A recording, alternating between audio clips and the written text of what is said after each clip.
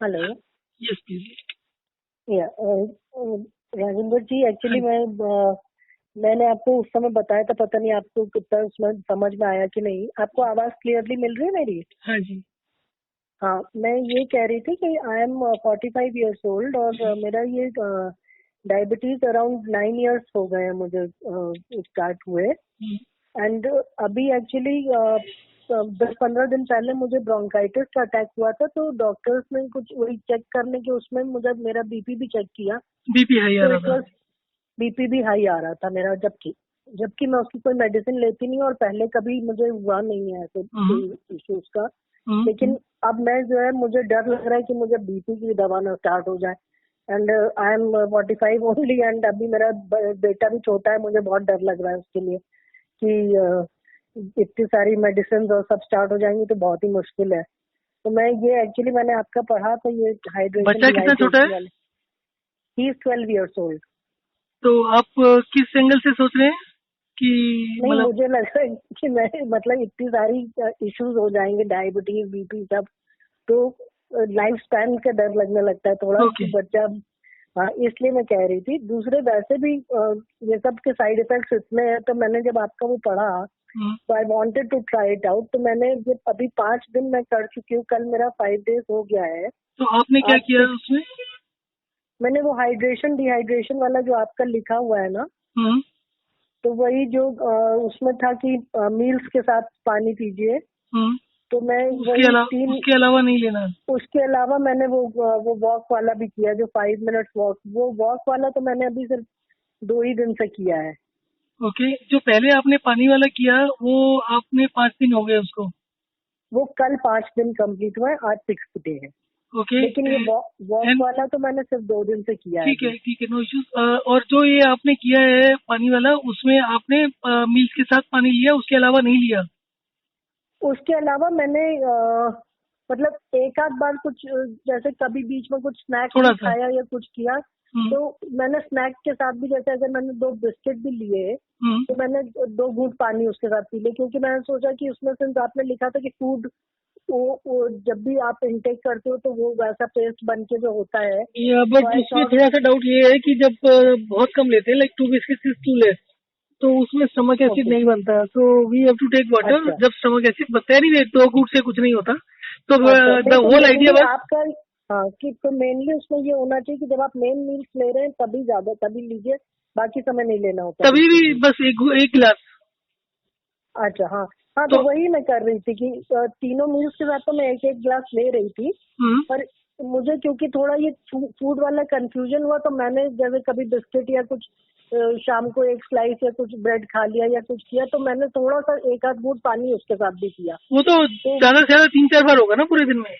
हाँ हाँ हाँ, not much more than that. और चाय मैं नहीं पीती हूँ। कोई और लिक्विड? मैं कोई और लिक्विड एक्चुअली मैंने इस बीच में लिया नहीं, क्योंकि मैं थोड़ा कंफ्यूज थी।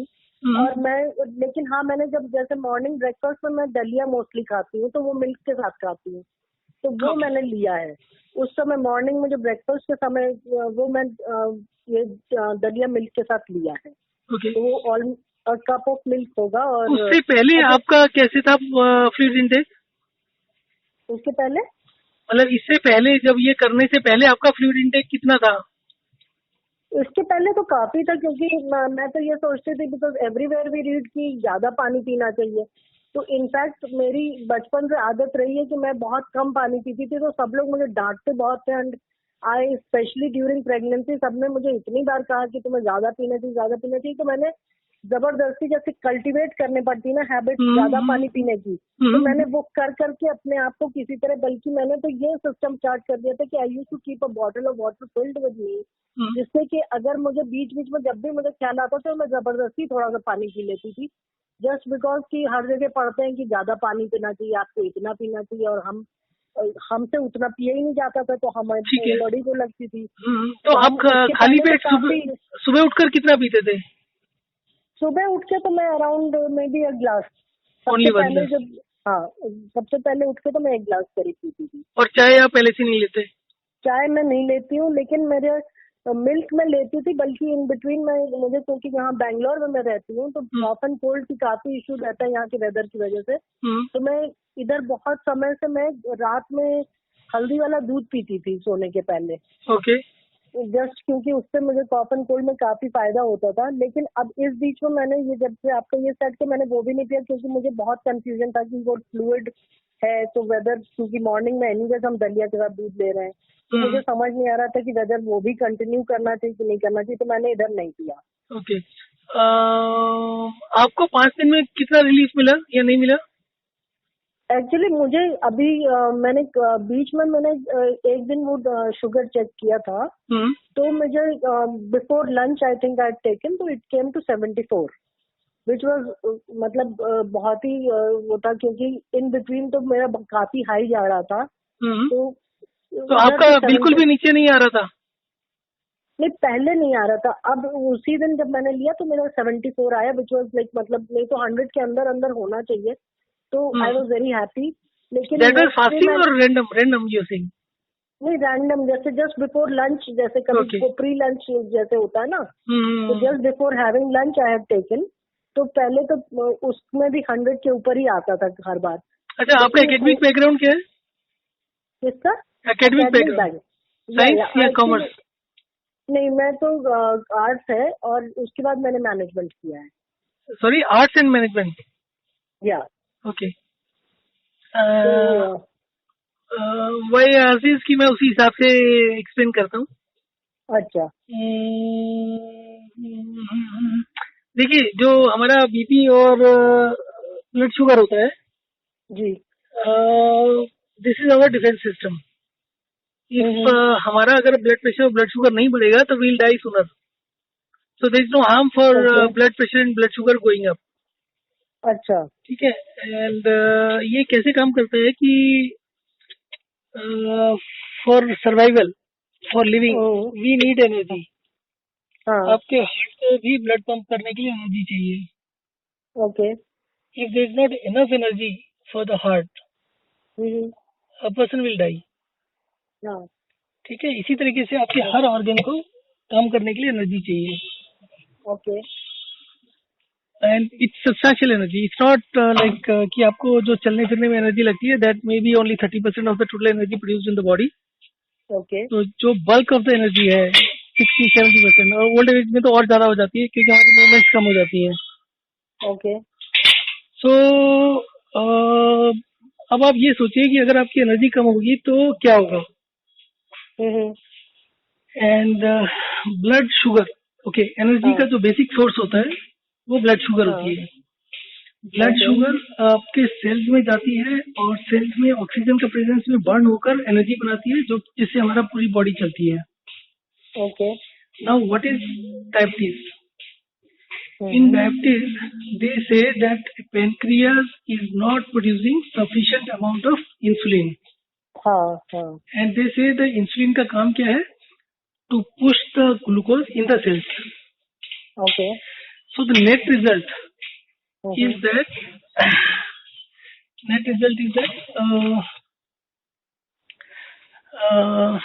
cells are not getting enough glucose. Okay. Now, whether it is because insulin is not sufficient or some other reason. So we have to increase the availability of glucose for the cells. Okay. Our body has 90% of the total fluid in the cells and in the space between the cells. Okay. Now, when you drink water on empty stomach, तो वो जो पानी जाता है वो large intestine में जाता है। ओके। लार्ज इंटेस्टाइन के साथ जितना भी पानी जाएगा वो हमारा डायरेक्टली सेल्स में जाएगा। ओके। आपका वेट कितना है? मेरा weight actually would be somewhere around 57-58. And height? Height is 5. So you are slightly overweight by about. Yeah, slightly overweight. Yeah. Okay. And you have gained weight recently or in the last 9 years after before diabetes? नहीं ऐसा मतलब in fact बीच में मैं बहुत समय exercise और वो सब जिम भी ज्वाइन किया था। कब किया था? तो अभी इनफैक्ट मैंने मार्च तक मैं जा रही थी जिम। फिर एक्चुअली वो बच्चे की हॉलीडेज वगैरह हो गए तो समर वेकेशन के चक्कर में कुछ भी नहीं हुआ बीच में। नहीं, पर कितना टाइम किया होगा continuously? I for around 5 to 6 months in continuation. और उसके पहले भी करती थी लेकिन वो फिर उसके बाद ब्रेक आए थे काफी बार। तो फॉर द फर्स्ट टाइम कब शुरू किया था, कितने साल पहले? फर्स्ट टाइम तो आई थिंक 6-7 साल पहले तो करा ही था। और उसके अलावा मैं वॉक बहुत रेगुलरली करती थी। लेकिन वही इस समय मतलब बीच में क्योंकि हम ट्रैवल वगैरह कर रहे थे छुट्टी में और सब, तो इसलिए वो सब चीज जैसे डिसरप्ट हो जाती है ना, बीच में थोड़ा ब्रेक हो जाता है। आप बाहर ट्रैवल कर रहे हो, वो कर रहे हो, तो वो उस वजह से ब्रेक हो गया था। अभी फिर मैंने स्टार्ट कर दिया है वॉक वगैरह। कितनी देर वॉक करते हैं? मैं वॉक करती हूँ अराउंड 40-45 मिनट। आपको 9 years पहले डायबिटीज हुआ तो मेडिसिन तभी चालू कर दी थी या उसके बाद करी थी? नहीं, तभी स्टार्ट कर दी थी। एक्चुअली मुझे सबसे पहले जेस्टेशनल डायबिटीज हुई थी। When I was pregnant I had gestational diabetes. फिर उसके बाद जब माय बेबी वाज बॉर्न उसके बाद फिर ठीक हो गया था, फिर कोई भी इशू नहीं था। फिर उसके 2-3 साल के बाद फिर कुछ इश्यूज मतलब कुछ आंख में बार बार जैसे वो स्काई हो जाता था, वो हो जाता था। तो डॉक्टर ने मुझसे कहा कि आप जाके ब्लड शुगर टेस्ट कराइए। तो तब मैंने कराया था तो then it came out quite high. कितना? Around 300 I think. Okay, that is fasting? No, not fasting. I think जो पोस्ट वो था वो तो 300 था। आपने उसके बाद दोबारा इससे रिपीट कराया था या उसी के साथ समय मेडिसिन शुरू कर दी थी? नहीं, उसी समय मेडिसिन तो स्टार्ट हो गई थी। आपने 3-4 बार चेक नहीं किया उसको? नहीं, 3-4 बार नहीं किया क्योंकि वो बड़ा ही रेप्यूटेड उसमें हम लोग गए थे। और वो मतलब वैसे ही वो रिजल्ट देख के मैं खुद ही इतनी शॉक थी कि I think we didn't even think twice. And doctor ने भी कहा कि आपका इतना ज्यादा आ गया and you should not delay at all. Okay, I will tell you one thing. अगर आप हर 10 मिनट बाद अपनी शुगर चेक करेंगे तो हर बार शुगर डिफरेंट आएगी। क्या बात कर रहे हैं आप? हाँ, बॉडी ऐसा होता है क्या? या it's a very tightly controlled. आपका ब्लड प्रेशर, ब्लड शुगर और हार्ट रेट तीनों का तीनों चेंज होता रहता है। ओके। तो like first of all you should not rely on one measurement. अच्छा। Secondly, there is no need to panic. See, a person will not become seriously ill if he ignores medicines for blood sugar and blood pressure for 2-3 years. Okay. Because अब मैं आपको एक चीज और भी बताना चाह रही थी, मेरे ध्यान से उतर गया था अभी। ये मतलब मैं कह रही हूँ ना, मुझे तो कोई बीपी का इशू था नहीं। ये तो अभी मतलब 15 दिन पहले ये तबीयत गड़बड़ ना होती तो शायद चेक भी नहीं होता और ये ऐसा वो आता भी नहीं, पता भी नहीं चलता शायद। तो वो क्योंकि उसके बाद से हमने बीपी मशीन अभी वही उनसे ली हुई है एक जगह से, तो वो रोज आजकल मैं चेक कर रही थी ऑलमोस्ट। तो अभी ये कल रात से मुझे जो है मेरे लेफ्ट लेग में थोड़ा दर्द भी हो रहा है बराबर। और मेरे हस्बैंड बार बार मुझसे कह रहे हैं कि ये तो शायद ये बीपी की वजह से होगा। और मैं इतनी ज्यादा आज सुबह से मुझे इतनी घबराहट हो रही है इस वजह से कि क्या मतलब इज इट लाइक, क्योंकि मैंने एक जगह उसमें नेट पे ही पढ़ लिया कि if left untreated for long ये हाई बीपी की वजह से लेग में वो नैरो हो जाता है वो, एंड उसकी वजह से क्रैम्पिंग और पेन स्टार्ट हो जाता है। तो मैं उसी से इतना आज वो हो रही थी कि मतलब ये लेफ्ट लेग में कल रात से ही मुझे पेन स्टार्ट हुआ है। इसमें एक्चुअली तो ब्लड प्रेशर चेक किया? हाँ, आज सुबह मैंने किया है। कितना है? It came 139/99। ओके। और yesterday इवनिंग भी किया था which came to 150/97। 150/97? हाँ। और 15 दिन पहले जब किया था तो तब क्योंकि तब उसी दिन मुझे वो फीवर भी और वो काफी ज्यादा अक्यूट वो था इसका इन्फेक्शन ब्रोंकाइटिस का। That time it came very high, it came like 180 and some 106 और समथिंग। 100 से ऊपर था? हाँ। और पल्स रेट भी चेक करते हैं आप? नहीं, क्योंकि उसके पहले तक तो हमने कभी मतलब कभी रैंडमली ऐसे कभी किसी इन्फेक्शन या किसी की वजह से नहीं, गए पल्स और rate, doctor pulse rate, heart rate. Pulse rate, हाँ पल्स रेट भी एक्चुअली उस बीच में चेक किया गया था। तो पहले तो मेरी बहुत ज्यादा आ रही थी, इट वॉज कमिंग लाइक 123। लेकिन अब फिर उसके बाद हमने वो कई बार चेक किया, अब वो सही आ रही थी। It came like it was coming like around 80 and all. 80। और क्योंकि वो उस समय उन्होंने वो सब भी चेक किया था, मेरा सिर्फ ब्रोंकाइटिस का था, तो उन्होंने ऑक्सीजन लेवल वगैरह भी सब चेक कर रहे थे। तो वो बाद में वो सब ठीक हो गया था आफ्टर मेडिसिन एंड ऑल। और वो नेबुलाइजेशन उन लोगों ने किया था। तो उसके बाद तो मतलब क्योंकि पहले तो पल्स रेट मैंने आपको बोला कि सबसे पहले तो जब उस दिन लिया गया जब इन्फेक्शन था तो 123 आ रहा था।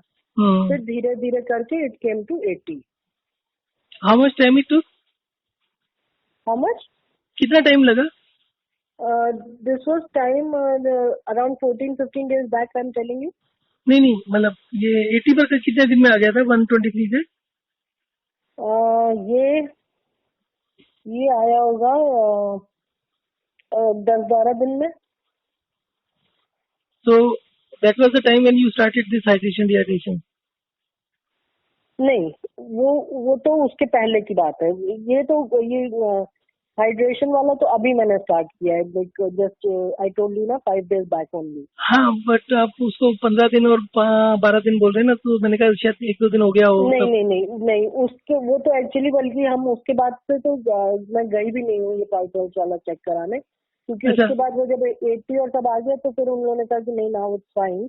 नहीं, आपके पास नहीं है मॉनिटर, ब्लड प्रेशर मॉनिटर? नहीं, हमारे पास नहीं है वो मॉनिटर। हमने वो प्रोटिया, आपने होम हेल्थ केयर सुना होगा ना? हाँ जी। तो एक होम हेल्थ केयर सर्विसेज का था, तो वो लेके आए थे। तो उनसे हमने 2 दिन के लिए रखा था घर पे, 2-4 दिन के लिए। देन उस समय मैं मेजर कर रही थी। फिर उसके बाद फिर हमने वापस कर दिया, क्योंकि देन दे आल्सो सेड कि 80 तक आ गया, इट्स ओके, और ऑक्सीजन लेवल भी सही था। Then they said that's fine now. नहीं, अगर आपका 139 और 99 और 150 आ रहा है तो it is better to keep it. नहीं, बीपी वाला हमारे पास है, बीपी मशीन तो है अभी मेरे पास। सब पल्स वगैरह का नहीं है? हाँ।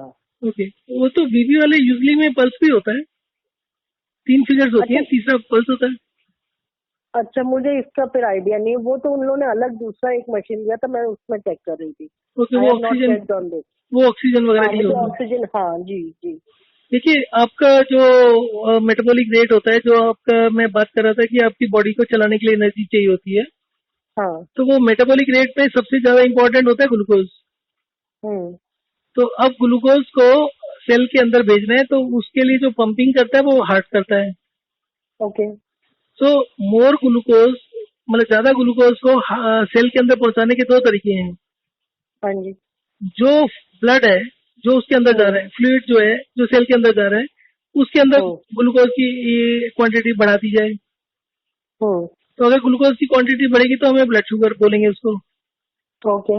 दूसरा तरीका है कि हम जो फ्लूइड है उसको ज्यादा फोर्स के साथ भेजें, ताकि सेल के अंदर ज्यादा फ्लूइड एंटर कर पाए।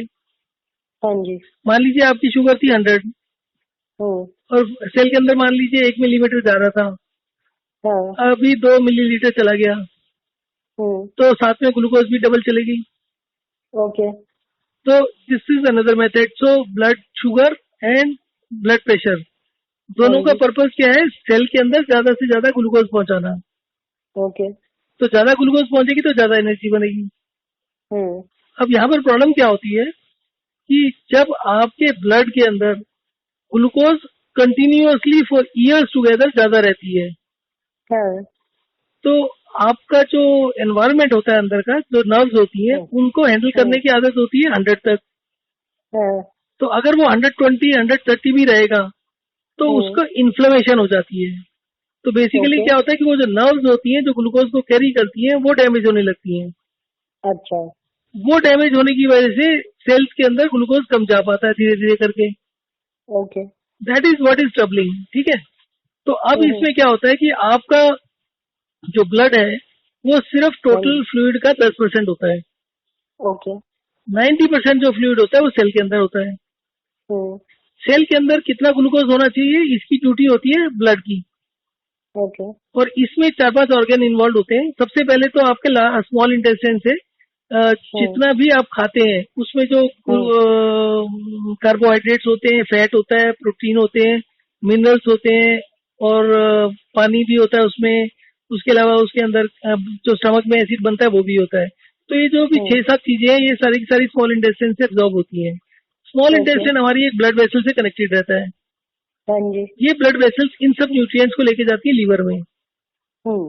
लीवर बेस्ड ऑन कि आपके 90% वाले सेक्शन के अंदर किस किस चीज की कमी है, तो लीवर अपने आप से जिस चीज की कमी होती है वो दूसरे मिनरल्स वगैरह की हेल्प से बना लेता है। ओके। 70% जितना मिनरल्स हमारे बॉडी में चाहिए होते हैं वो बॉडी अपने आप बना लेती है। अच्छा। उसके बाद ये ब्लड और ये मिनरल्स जाते हैं किडनी में।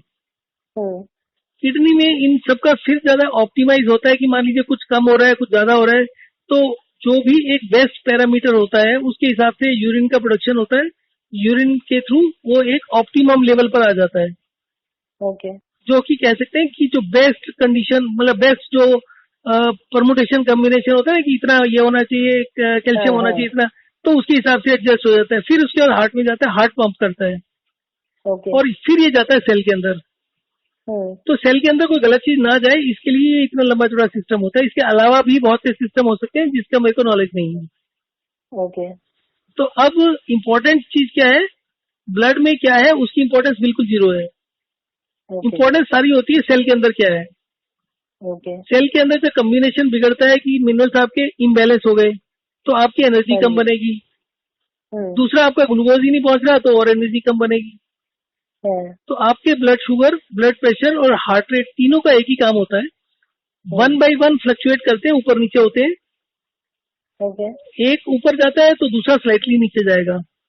तो जितनी देर तक आपका शुगर बढ़ा होगा तो मे बी ब्लड प्रेशर में आपको थोड़ा सा रिलैक्सेशन मिल जाएगा या पल्स रेट में रिलैक्सेशन मिल जाएगा। तो बेसिकली क्या होता है कि आपके इन तीनों सिस्टम का जो डिफेंस सिस्टम है धीरे धीरे करके आराम मिलता रहता है। तो एकदम से कोई मेजर डैमेज नहीं होती। तो जब आपको जो एनर्जी का लेवल है वो थोड़ा सा कम है तो शुगर बढ़ जाएगी। जैसे जैसे उसका लोड बढ़ता जाएगा फिर ब्लड प्रेशर भी हो जाएगा, क्योंकि अगर सिर्फ शुगर बढ़ती जाए तो वो शूट अप करके डेंजरस लेवल पर पहुंच जाएगी। अच्छा। सो अगर आपको एक ही जगह 2 कंडीशन या 3 कंडीशन है, it does not mean much. परंतु डेफिनेटली क्योंकि ये शुरू हुआ है तो definitely you need to work on this. Now the next thing is आपका एक्सरसाइज। आप जितनी एक्सरसाइज करेंगे वो आपको एक नेगेटिव साइकिल है और वो ज्यादा बढ़ता रहेगा। आप कह रहे थे आप बहुत चलते हैं, कितना एक्सरसाइज करते हैं? नहीं बहुत, मतलब क्या मैंने आपसे बताया ना कि मैं अराउंड 40-45 मिनट रोज करने की कोशिश करती हूँ वॉकिंग। हाँ 40-45 थोड़ा ये मैंने अभी कुछ ही दिन से स्टार्ट किया। अभी ये जब से ये ब्रोंकाइटिस वगैरह हुआ तो मैं बीच में मैं पहले करती थी लेकिन छूट गया था। प्राणायाम वगैरह अभी मैंने फिर से स्टार्ट किया है, प्राणायाम और ये सूर्य नमस्कार। ओके देखिए प्राणायाम वगैरह के बारे में मुझे बहुत ज्यादा नॉलेज नहीं है, पर मैं 2-4 जो 5-1 लोग मेरे कांटेक्ट में हैं जो कि योगा इंस्ट्रक्टर्स हैं। उन सबको एसिडिटी है। ओके। इन सबके एसिडिटी का एक ही कारण होता है, फ्लूइड ज्यादा है। तो मेरा तो एसिडिटी का एक ही इलाज होता है कि 24-36 घंटे के लिए पानी बंद कर दो, एसिडिटी ठीक हो जाती है। ओके। तो एक योगा इंस्ट्रक्टर ने किया भी था। तो मैं तो सभी को एडवाइस करता हूँ ब्रीदिंग एक्सरसाइज नहीं करो। अगर आप कभी आईसीयू में गए हैं तो आपने देखा होगा कि मॉनिटर लगे होते हैं बहुत सारे। उसमें एक मॉनिटर होता है ब्रीदिंग रेट का, रेस्पिरेटरी रेट का, कि आपका ब्रीदिंग रेट क्या है। जो बच्चे होते हैं यंग एज में 15-18 साल की उम्र में, उनका ब्रीदिंग रेट होता है 10 से 12। 40 के बाद ब्रीदिंग रेट हो जाता है 16 से 18। ओके। और जो आईसीयू में होते हैं उनका ब्रीदिंग रेट इससे भी ज्यादा होता है। ओके। और जिनको यूरिन का पाइप लगा होता है यूजली उनका 20 से ज्यादा होगा। हो सकता है 25 से ज्यादा हो। तो आपका ब्रीदिंग रेट डिपेंड करता है कि आपके शरीर में फ्लूइड कितना है। अच्छा। अब अगर आप आईसीयू की बात करते हैं, आईसीयू में एक लगा होता है इसका जो आईसीयू का चार्ट होता है ना, उसमें होता है कि यूरिन कितना हुआ, ओरल इनटेक कितना था, और जो ड्रिप लगी हुई है उससे कितना दिया। तो बेसिकली दे ट्राई टू सी कि आपकी बॉडी के अंदर over a period of time fluid बढ़ रहा है या कम हो रहा है। दूसरा आइडिया लग जाता है आपके ब्रीथिंग रेट से, आपका जितना फ्लूइड ज्यादा होगा बॉडी में आपका रेट ऑफ ब्रीथिंग बढ़ जाएगा। ओके। आप 1 मिनट में 20 बारी 22 बारी सांस लेंगे। और जब आप डिहाइड्रेट करते हैं, जैसे आपने 5-7 दिन हो गए, अगर आप अपना ब्रीदिंग रेट तो आराम से चेक कर सकते हैं, सामने घड़ी है, आप सेकंड की सुई को देख के अंदाजा लगा सकते हैं। तो जैसे जैसे आप डिहाइड्रेट करेंगे तो आपका ब्रीदिंग रेट कम होता जाएगा। ओके।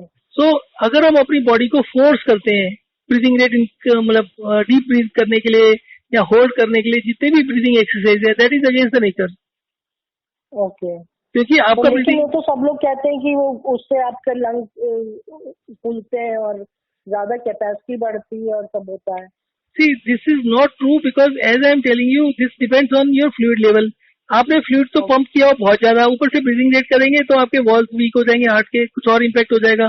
फ्लूइड तो आप कैरी ज्यादा कर रहे हैं ना, हर चीज की एक कैपेसिटी है।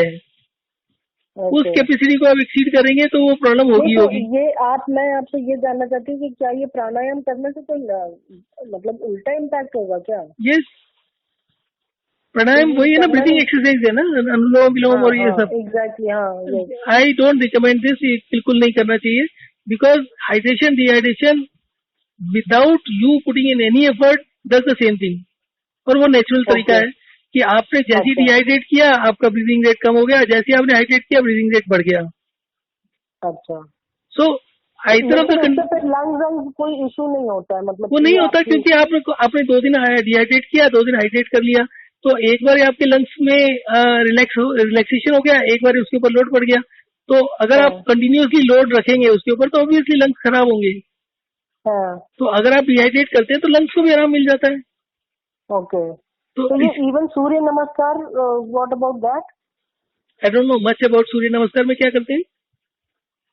सूर्य नमस्कार में तो वो उनकी वही ये इनका पूरा वो कहते हैं पूरे शरीर की वो व्यायाम हो जाता है बिल्कुल, क्योंकि वो वेरियस उसमें वो आप मतलब मैं तो यही रामदेव के ही उनसे वो वीडियो देख के ही सीखा है एक्चुअली, मैं तो उसी से करती हूँ। देखिए, अगर आपने माइल्ड स्ट्रेचिंग करनी है, stretching is not harmful.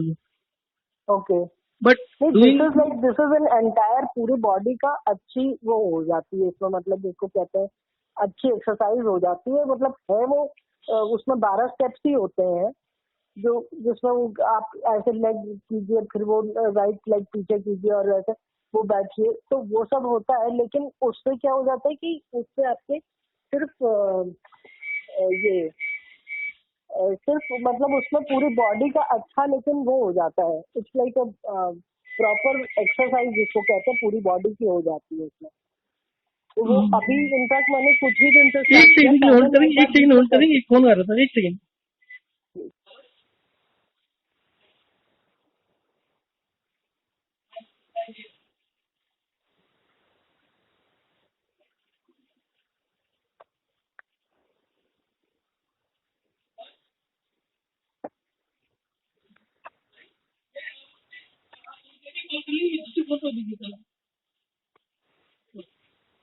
Hello hello. हाँ जी, सॉरी। हाँ, तो वो मतलब मुझे क्योंकि हर जगह तो यही पढ़ते हैं कि उससे तो अगर आप उसमें बल्कि वो बाबा रामदेव के ही उसमें वो बताते रहते हैं कि अगर आप कई लोग तो 40-50 टाइम्स ही सूर्य नमस्कार कर लेते हैं, then they don't even need to do any other exercise, क्योंकि पूरी बॉडी का आपका प्रॉपर व्यायाम हो जाता है। अभी खैर 40-50 तो मेरा नहीं है, मैंने तो सिंस रिसेंटली बिगिन किया है, तो आई जस्ट डू 3-4 टाइम्स। लेकिन मुझे भी लग रहा था कि चलो अच्छी बात है अगर इससे पूरे हमारे बॉडी का अभी रामदेव का एक न्यूज आ रहा था कि वो अपने घुटने चेंज कराने के लिए यूके गया हुआ है। क्या बात कर रहे हैं?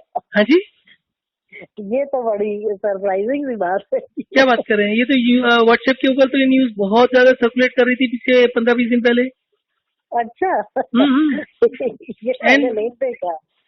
या and he is not responding publicly, उसने अभी तक कोई स्टेटमेंट नहीं दिया। वो लोग यही कह रहे थे कि बाकी सबको तो तुम गोमूत्र करते रहते हो और अपना इलाज कराने के लिए तुम यूके चले गए। That's one aspect only. Second, no yogi is known to live 100 years. Their average age is same. अभी मैं आपको दूसरा बताता हूँ कि मैं कुछ टाइम पहले हॉस्पिटल में था किसी सिलसिले में। आईसीयू में. So there was another lady, I spoke to her कि आप किसके लिए है, तो शी सेड कि सम रिलेटिव और मदर समबडी शी सेड. तो वैसे ही मैंने पूछा क्या उम्र है, क्या करते हैं, तो शी सेड कि ये तो पूरा इतने सालों से कंटिन्यूअसली योगा कर रहे थे. She was teaching yoga and all that and she was only 60-65. Oh. And doctors ने जवाब दे दिया उनको कि आप it is a matter of few days only. ओहो. सो And just 60-65. It was exactly 66 I think, if I am not mistaken. अच्छा, तो ये तो काफी स्ट्रेंज बात है. हम लोग तो सोचते हैं कि इन लोग की लाइफ स्पैन ज्यादा होगी भाई. जी, अगर आप सोचते हैं तो यू शुड नहीं, दे शुड बी मतलब योगी कोई पहली बार तो नहीं हुआ कि योगा आसन कर रहे हैं. इन लोगों का तो धंधा है और ये लोग तो 50 सालों से धंधा कर रहे हैं. तो कोई योगी तो आगे खड़ा होके कहे ना कि 100 साल का हो गया. हाँ, you keep on hearing the news कि वो आदमी दारू पीता था, वो 120 साल का हो गया, वो 110 साल का हो गया. But we never hear such things about yogi. भाई जो आदमी योगा इंस्ट्रक्टर है और वो 100 साल जी लेता है, तो उसके लिए तो सबसे बड़ा एडवर्टाइजमेंट यही होता है ना कि मैंने 100 साल कंप्लीट कर लिए. हाँ, सही बात है. और वो तो धंधा है उनका, वो तो पैसे कमाते हैं. तो why not be in the public. फिर तो रोज न्यूज आनी चाहिए कि जी हमारे इतने 100 योगी हो गए जिन्होंने 100 क्रॉस कर लिया. योगी डोंट क्रॉस. सो आप जो बहुत बड़े बड़े होते हैं ना इनके योगी ऋषि मुनि and all that who keep on claiming that this is way of longevity and all that, ये सारे लोग छुपाते हैं. सबसे पहले तो मैंने आपको 4 या 5 लोगों की बात बताई जो योगा करते हैं. योगा करते नहीं है, योगा सिखाते हैं. हाँ. तो एक ने बोला मुझे एसिडिटी है, तो मैंने कहा जी आप 36 घंटे पानी छोड़ दो. हाँ. और फिर उसको प्रॉमिस लिया कि जी आप मुझे कम से कम फोन करके बता देना आपका काम हुआ कि नहीं हुआ. हाँ. देन बाई चांस वो 8-10 दिन बाद दिखाई दिए. मैंने पूछा तो वो बोलते जी हाँ जी मैंने किया था, हो गया ठीक. हाँ. उसके बाद में उनका 1 साल के बाद फोन आया, इसे मुझे डायबिटीज भी है, उसका भी इलाज बता दो. तो another person is also there, वो भी डायबिटीज का इलाज पूछ रहे हैं. So the end result is कि इनको भी डायबिटीज होती है 40 साल की उम्र में, 45 साल की उम्र में, 50 में. सो अगर ये योगा से किसी भी चीज का फायदा होता है तो डायबिटीज और ब्लड प्रेशर तो नहीं होना चाहिए. सही बात है. और सेम आयुर्वेद यही सोचते हैं कि अब हम सूर्य नमस्कार करने लगेंगे तो हमारा पता नहीं उससे सब कंट्रोल. आप इन सब चीजों को छोड़िए, डायबिटीज वगैरह को. ये जो योगा वाले थे ना, तो उनसे पूछा कि पता नहीं किस बारे में बात हो रही थी. कहते नहीं कि अगर हम किसी दिन बाहर से खा लेते हैं ना तो अगले दिन मॉर्निंग में प्रॉब्लम होती है मोशन में. तो ये लोग तो बिना मिर्ची के खाना खाते हैं, खा ही नहीं सकते. और वो उसको कह देते हैं तो फिर हमारा ही डाइजेस्टिव सिस्टम है.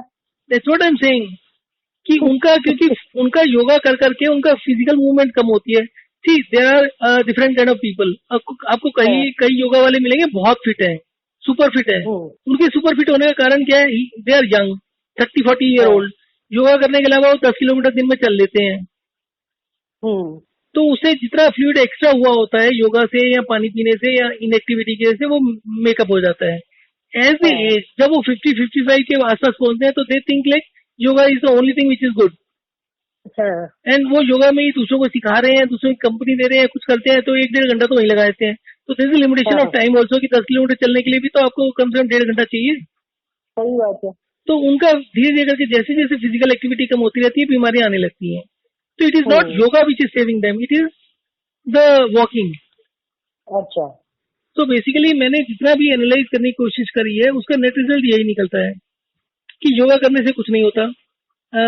बट माइल्ड योगा करना कि आपने 10 दिन के लिए कुछ एक एक्सरसाइज कर ली, 5-7 दिन एक कर लिया, हल्का फुल्का 2-4-5 मिनट लगा के कर लिया. But bulk of the time should go in this one walking and this thing rest. लेकिन वॉकिंग जैसे हम लोग 30-40 मिनट्स करें तो वो तो ठीक है ना, वो तो अच्छा. No it's not, it is not. आपको मैं छोटी सी चीज बोलता हूँ. आप जब वॉक शुरू करते हैं तो आपकी बॉडी ठंडी होती है. ओके. 4 या 5 मिनट में आपकी बॉडी वार्म अप हो जाती है हल्की सी. आप अपनी गर्दन को चारों तरफ घुमा के देखो कि वो कितना घूम रही है. ओके. आप हल्का सा आगे की तरफ बेंड होइए बिना घुटने झुकाए हुए और देखिए आपकी पीठ में स्टिफनेस है या नहीं है. और फिर उसके बाद जब आपने 45 मिनट कर लिया तो चेक करिए. आफ्टर 5 मिनट्स आपकी जो फ्लेक्सिबिलिटी होगी वो ज्यादा होगी as compare to 40 minutes. I would rather say कि अगर आप जब सोकर उठते हैं उस समय भी आप 5 मिनट सीधे भी बैठे रहेंगे, आप कोई इलास्टिसिटी वाली एक्सरसाइज नहीं भी करेंगे तो भी स्टिफनेस कम होगी एज कम्पेयर टू 40 मिनट्स की वॉक के बाद में। डेफिनेटली आपकी इससे बैक वगैरह स्टिफ होगी। दैट इज एन इंडिकेटिव कि आपके वाइटल ऑर्गन्स को जो एनर्जी चाहिए थी उतनी नहीं मिल पा रही है। अच्छा। So you are in deficient mode. अगर आप रेस्ट करेंगे तो आपका धीरे धीरे करके आपका जो एनर्जी एलोकेशन है for heart and other vital organs that will keep going down, you will keep losing muscles. अच्छा। तो धीरे धीरे करके होता है, हम रियलाइज नहीं करते। नहीं तो लेकिन आप एक चीज बताइए मुझे, जैसे आप ये बोल रहे हो तो अगर तो फिर आदमी को करना चाहिए, मतलब to maintain proper health walk is also not like. नहीं, वो मैं बताता हूँ आपको। देखिए, दो चीजें होती हैं। आप 5 मिनट चले, एज आई एम सेइंग कि 5 मिनट के बाद चलने के बाद आपकी बॉडी वार्म अप होती है। और अगर आप फ्लेक्सिबिलिटी पॉइंट ऑफ व्यू से देखेंगे तो पहले सो के उठने के मुकाबले में बहुत अच्छा होगा। आप ज्यादा फ्लेक्सिबल फील कर पाएंगे, आप ज्यादा अपने आप को बेंड कर पाएंगे, स्टिफनेस नहीं होगी। ओके। उससे ये निष्कर्ष निकलता है कि हमारे वाइटल ऑर्गन्स को जितनी एनर्जी चाहिए थी उस समय उससे ज्यादा है हमारे शरीर में। ओके। अब अगर आप उस समय लेट जाते हैं तो वो जो एनर्जी मोबिलाइज हुई थी आपके हार्ट के लिए आई थी वो वापस तो जाएगी नहीं। 5 मिनट के अंदर आपका हार्ट रेट, जो पंपिंग रेट है, फोर्स है, वो बढ़ चुका है। ओके। अब अगर आप लेट जाएंगे तो जितनी सरप्लस एनर्जी होगी वो कहीं वापस जाने की जगह आपके हार्ट को ही यूज करनी पड़ेगी। That will kind of become a combustion for the heart. तो धीरे धीरे करके जब आप इसकी प्रैक्टिस करेंगे, आधा घंटा सुबह आधा घंटा रात को, तो धीरे धीरे करके आपका हार्ट ऑटोमेटिकली ज्यादा एनर्जी कंज्यूम करने लगेगा। ओके। तो you are in the negative cycle. Loop जो था नेगेटिव था कि आपका हार्ट को एनर्जी कम मिल रही है इसलिए वो कम ब्लड को पंप कर रहा है, इसलिए कम एनर्जी बन रही है। तो इससे नेगेटिव विशियस साइकिल जो कि धीरे धीरे करके खाता रहता है।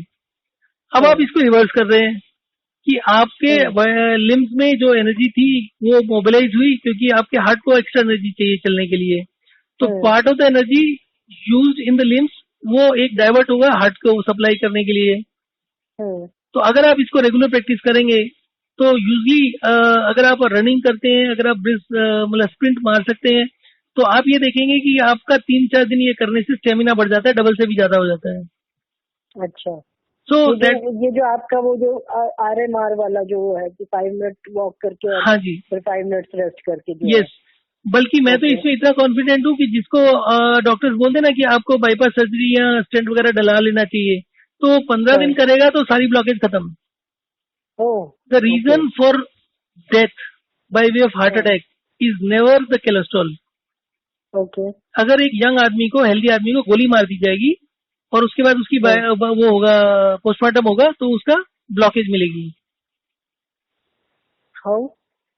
ब्लॉकेज मिलने का कारण होता है कि हार्ट काम करना बंद कर दिया। ओके। तो हार्ट काम करना बंद करेगा तो ब्लड क्लॉट हो जाएगा। ओके। अब हार्ट के पास एनर्जी नहीं है। आपका जैसे बर्पिंग होती है ना, आपको बर्पिंग में क्या होता है कि एक वॉल होता है फूड पाइप के नीचे। ओके। तो जैसे ही हमारा फूड उसके ऊपर गिरता है वो वॉल खुलता है, पेट में जाता है खाना और वॉल बंद हो जाता है। ओके। तो खाना और एसिड जब भी मिलता है तो गैस बनती है। ओके। उस गैस के प्रेशर से ही खाना आगे स्मॉल इंटेस्टाइन में जाता है। ओके।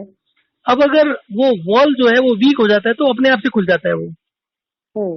तो जो गैस होती है पेट के अंदर वो बाहर निकलती है, उसको बर्पिंग कहते हैं। ओके। तो उसका मतलब उस वॉल में एनर्जी नहीं रही। सेम वे में आपका जो ब्लड हार्ट पंप करता है तो वो आर्टरीज में जाता है, उसके बाद वेन्स में जाता है। वेन्स में भी वॉल लगे होते हैं। जब हार्ट उसको बीट करता है तो वॉल खुलता है, ब्लड अंदर जाता है और फिर वापिस बंद हो जाता है। ओके। तो वॉल बंद होने से पहले वो वॉल भी वीक हो जाता है, वो उसको एनर्जी सफिशिएंट नहीं मिलती। वो बंद होने से पहले जो ब्लड आगे गया होता है वो पीछे बैक मार जाता है। अच्छा। पीछे से जो ब्लड आ रहा होता है लंग्स में या कहाँ से, वो भी आ रहा है, तो डबल प्रेशर हो जाता है। तो धीरे धीरे करके हमारा हार्ट का जो पंपिंग रेट है वो कम हो जाता है। तो blood spends more time in every tissue, जिसकी वजह से क्लॉटिंग होती है।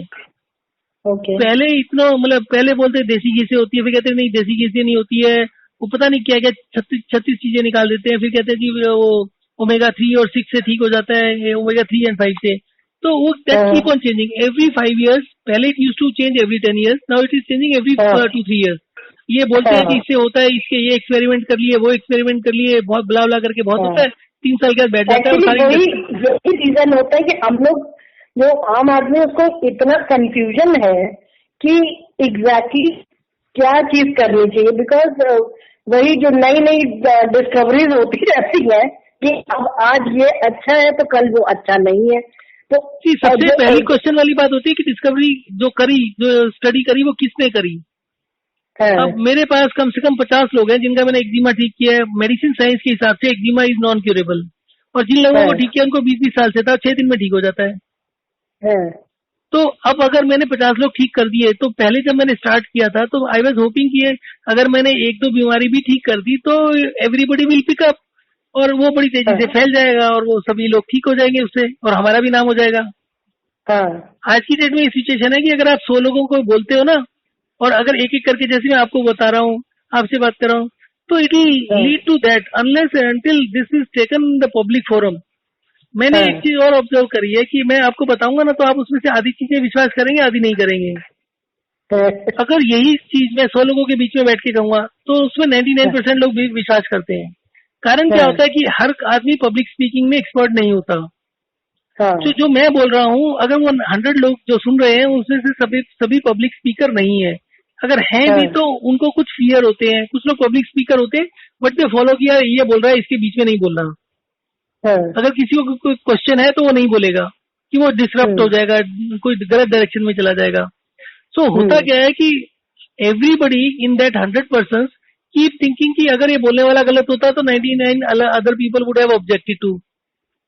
हर आदमी दूसरे की वेट करता रहता है। जब कोई नहीं बोलता तो वो सोच लेते हैं कि बोलने वाला सही बोल रहा है।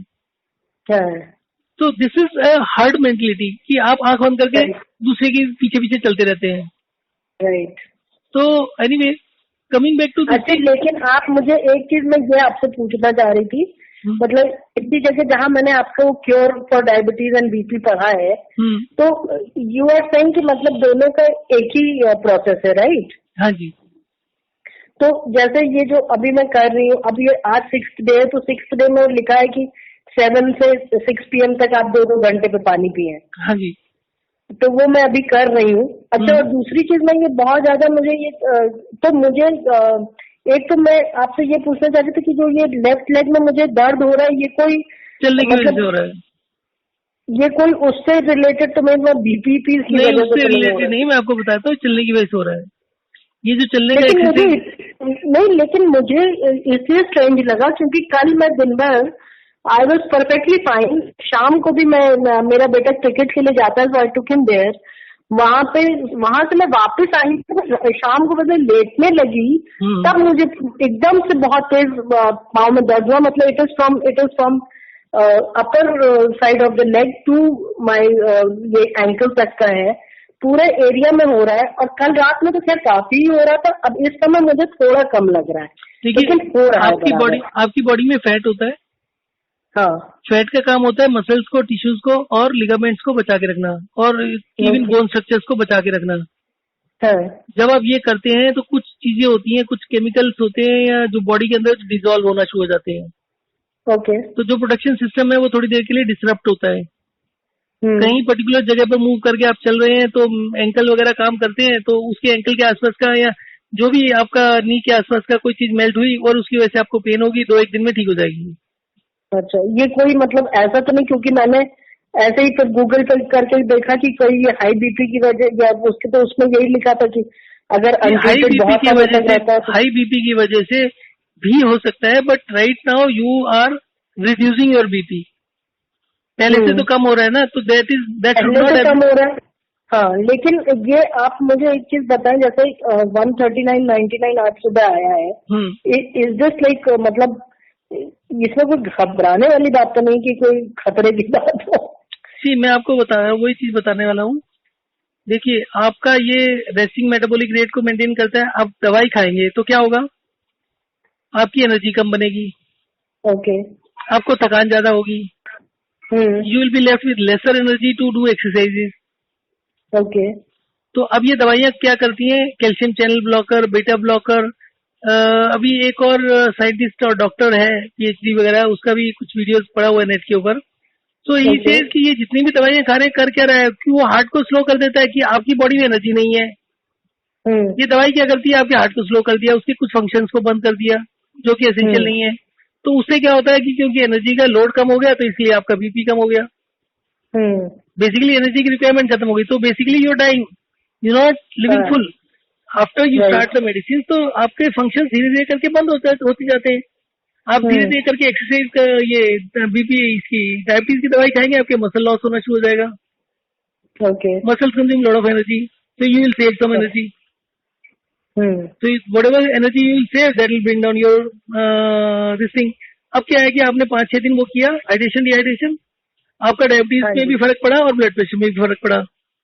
हाँ, लेकिन मुझे एक मिनट अब बॉडी की जो टॉप प्रायोरिटी है वो आपके बीपी और शुगर को कम करने की नहीं है। Okay, your body is continuously fighting to make you 100% fit in every respect.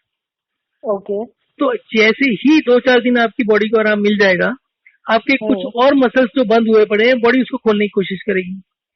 Okay, तो आपका बीपी फिर बढ़ेगा, आपका डायबिटीज फिर बढ़ेगा। अच्छा, आप जितनी डायबिटीज की दवाई खा रहे हैं सारी छोड़ दीजिए, फिर भी आपका diabetes blood pressure blood sugar नीचे आती रहेगी। और जैसे ही वो एक थ्रेशोल्ड को टच करेगी एकदम से शूट अप करेगी। अच्छा, उसके बाद फिर आप दवाई मत खाइए, वो अपने आप से नीचे आएगी 1-2 दिन बाद। अब वो कुछ करने की जरूरत नहीं है। तो जैसे जैसे आपके ऑर्गन्स खुलते रहेंगे वो शूट अप करेगी और 2 दिन में फिर वापस हो जाएगी। So basically this is recovery thing. ना तो आप एक दिन में बीमार पड़े, ना तो आपको एक दिन में डायबिटीज हुई, और ना ही आप एक दिन में ठीक होंगे। But you have to understand कि मेडिसिन काम कैसे करती है। आप जब हार्ट की मेडिसिन लेते हैं, जब बीपी की दवाई लेते हैं ना, और डायबिटीज की मेडिसिन लेते हैं, साथ में आपको पेट की दवा दे दी जाती है यूजली, एसिडिटी और वो जो होता है क्या pain D and all that. हाँ, तो उसका बेसिक पर्पज क्या होता है कि अब आपके इंटेस्टाइन्स में भी एनर्जी नहीं होगी, तो आपका डाइजेशन भी खराब होगा। तो आपको एक लेक्सेटिव दे देते हैं कि भैया वो आराम से निकल जाए। अब वो क्योंकि आराम से निकल जाएगा तो आपका एब्जॉर्प्शन भी कम होगा, आपका एनर्जी और कम बनेगा।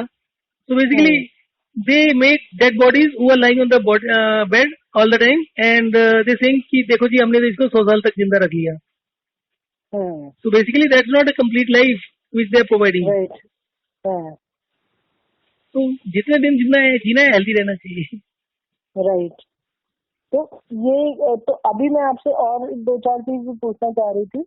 तो अभी मैं जैसे ये अच्छा दूसरी चीज मैं ये पूछना चाह रही थी कि ये आपने 7 डेज के लिए बोला है, राइट? कि ये मतलब अब जैसे आज 6th है, मेरा 6th डे, फिर 7th डे कल हो गया, तो फिर उसके बाद क्या प्रोसीजर करना है, उसके बाद क्या करना है after 7 days? That is very dicey thing because see ये हर आदमी का अलग अलग एक्सपीरियंस रहेगा। मेरे को इसको एक्सपेरिमेंट करते हुए 5-6 महीने हुए हैं। I end up spending more time in telling others rather than doing the same research on myself. तो मैं पूरी कोशिश करता हूँ, बीच में टाइम निकलता है, कई बार फोन रख देता हूँ, वो ये जो कोरा और वो ये जितना भी सिस्टम है सारा डिस्कनेक्ट कर देता हूँ। और फिर उसके बाद मैं आई थिंक कि मैंने बीच में पिछले 10 दिन पहले एक दिन में 5-6 घंटे चलना शुरू कर दिया था। चलना in the sense same 5 minutes walk, 5 minutes दिसिंग, एंड वो घड़ी का अलार्म लगा के। ये थायराइड को बहुत तेजी से ठीक करता है। महीने में कोई सीरियसली करेगा 1 घंटा सुबह 1 घंटा रात को, तो उसका थायराइड खत्म हो जाएगा। अच्छा, क्योंकि मैं थायराइड की भी मेडिसिन ले रही हूँ, मैं ये भी नहीं आपको। जिसको बीपी और शुगर होता है उसको थायराइड होने के चांसेस बढ़ जाते हैं, because that is also metabolic disorder. Same चीज है वो भी इससे ये रेस्ट और वो वॉक करना है तो वो भी ठीक हो जाता है। ये सारी की सारी जो कैटेगरी है ना बीमारियों की, ये सब एक ही चीज की वजह से है। आपका रेस्टिंग मेटाबॉलिक रेट खराब है। और थायराइड क्या होता है, आपके T3 T4 करके हार्मोन्स होते हैं या chemicals what ever it is called. वो T3 T4 का काम क्या होता है कि आपके टिश्यूज के अंदर जो ऑक्सीजन जाती है उसकी सप्लाई को बढ़ाना। तो ऑक्सीजन ज्यादा जाएगी तो ज्यादा ग्लूकोज बर्न होगी। अच्छा, भी ग्लूकोज की अवेलेबिलिटी तो आपने बढ़ा दी डायबिटीज में, पर ऑक्सीजन नहीं है। तो ऑक्सीजन की अवेलेबिलिटी बढ़ाने के लिए आपका ये TSH काम करता है, थायराइड स्टिमुलेटिंग हार्मोन। तो इसका काम होता है कि ये बेसिकली जब ये T3 T4 अपने आप से नहीं बनते तो ये इसको स्टिमुलेट करता है कि और बनाओ और बनाओ। तो उसकी लिमिट होती है, फिर TSH बढ़ता रहता है। और उसके बाद शुरू में तो TSH उसको स्टिमुलेट करके T3 T4 की क्वांटिटी को बढ़ा देता है थोड़ा सा, पर वो धीरे धीरे करके, क्योंकि बाकी के सारे सिस्टम्स अपोजिट जा रहे हैं, दवाइयां खा रहे हैं, आप उसको नहीं नेचुरल तरीके से होने दे रहे, फिर वो धीरे धीरे करके वो बढ़ता रहता है। ओके। तो ये जितनी भी चीजें हैं, सुबह दवाई खाओ, रात को खाओ, दिस इज नॉट क्योर। आज तक थायराइड से तो ओके, कोई बचाव हुआ नहीं किसी का, सही बात है। कोई रिकवर तो आज तक हुआ नहीं। आप कोई बीमारी देख लो, आज तक किसी का खांसी जुकाम का इलाज नहीं है दुनिया में किसी के पास। आप इसको हाइड्रेशन, डिहाइड्रेशन और वॉकिंग करो, और अगर आपको 2-3 साल में एक बार से ज्यादा कोल्ड ड्रिंक कफ हो जाए तो बताना। ओके। इट इज सो अच्छा, इफेक्टिव। एक चीज और मैं पूछना चाह रही थी कि ये जैसे आप कह रहे हो थायराइड वाला वो, तो ये जैसे मोस्ट ऑफ द डेज तो मैं एटलीस्ट 3 टाइम्स दिन में करने की कोशिश कर रही हूँ ये वॉकिंग वाला जो है। अभी 2 दिन से तो खैर मैंने शुरू ही किया है, लेकिन अगर जैसे कभी पूरे टाइम ना हो पाए तो मॉर्निंग और नाइट कर ले तो काफी है। मॉर्निंग नाइट कर लीजिए, काफी है। कोशिश करिए नाइट में 1 घंटा करने के लिए, उससे आपका कॉन्स्टिपेशन की भी थोड़ी बहुत शिकायत है। क्या चीज? कॉन्स्टिपेशन की भी थोड़ी बहुत शिकायत है। नहीं नहीं, कॉन्स्टिपेशन वगैरह नहीं है मुझे। तो अभी आप पूरे दिन में एक बार जाते हैं मोशन के लिए? हाँ मोस्टली, या फिर कभी बहुत वैसा हुआ तो ट्वाइस, नहीं तो एक ही बार होता है। अगर आप इसको 1-1 घंटा करेंगे ना सुबह शाम को, हाँ। सुबह और रात को, तो आपको विद इन 7 to 10 days 2 बार शुरू हो जाएगा, और मे भी 3 बार भी हो जाएगा। तो इट इज दैट 1 इफेक्टिव। घंटा मतलब आप जैसे उसमें तो लिखा है कि 3 टाइम्स आपको करना है, तो 3 times is half an hour हो गया ना। हाँ। नहीं, जिसको ब्लड प्रेशर, ब्लड शुगर है, हाँ। उसको 3 बार ही करना है, ओके। क्योंकि ये तो सुबह आप, जैसे आज मैंने सुबह भी किया, 3 बार किया, और रात में भी मैं 3 बार जरूर कर रही हूँ। हाँ जी, लेकिन जिस दिन मैंने शुरू किया था उस दिन तो मैंने 3 टाइम पूरा किया था, लेकिन उसके बाद यही सैटरडे संडे वगैरह में घर पे सब लोग रहते हैं, सब होता है, तो उस टाइम पे इट्स नॉट पॉसिबल कि सारे समय आप कर पाए। तो लेकिन मैंने ट्वाइस दोनों दिन भी किया है। देखिए मैं आपको एक और चीज बताता हूँ इसमें। इसका हाँ। बेसिक प्रॉब्लम ये है कि आप जब वॉक और रेस्ट करते हैं ना, हाँ। तो आपका जो मेटाबॉलिक रेट होता है वो सिर्फ वॉकिंग के टाइम और रेस्ट के टाइम नहीं बढ़ा रहता। जब आप इसको रेगुलरली करते हैं, 2-4-6 दिन करेंगे, तो आपका 24 घंटे के लिए रेस्टिंग मेटाबॉलिक रेट बढ़ जाएगा, आपका हार्ट ज्यादा एनर्जी कंज्यूम करने लगेगा, आपका ब्रेन ज्यादा एनर्जी कंज्यूम करने लगेगा। ओके। तो वो एनर्जी का कंजम्पशन जो है वो तेजी से बढ़ेगा, और प्राइमरीली ये हार्ट का बढ़ेगा। तो at times supply to the blood can stop. Okay. तो इसलिए इसको ग्रेजुअली इंक्रीज करिए, एकदम से मत करिए, बिकॉज डायबिटीज और ब्लड प्रेशर के केस में it can significantly impact your total energy production.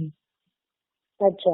तो उसको धीरे धीरे करके करिए। 2 बारी ठीक है, सफिशियंट है। 10-15 दिन करिए, फिर 10-15 मिनट बढ़ा दीजिए, मतलब एक बारी बढ़ा दीजिए, 3 या 4 बार करने लगिए।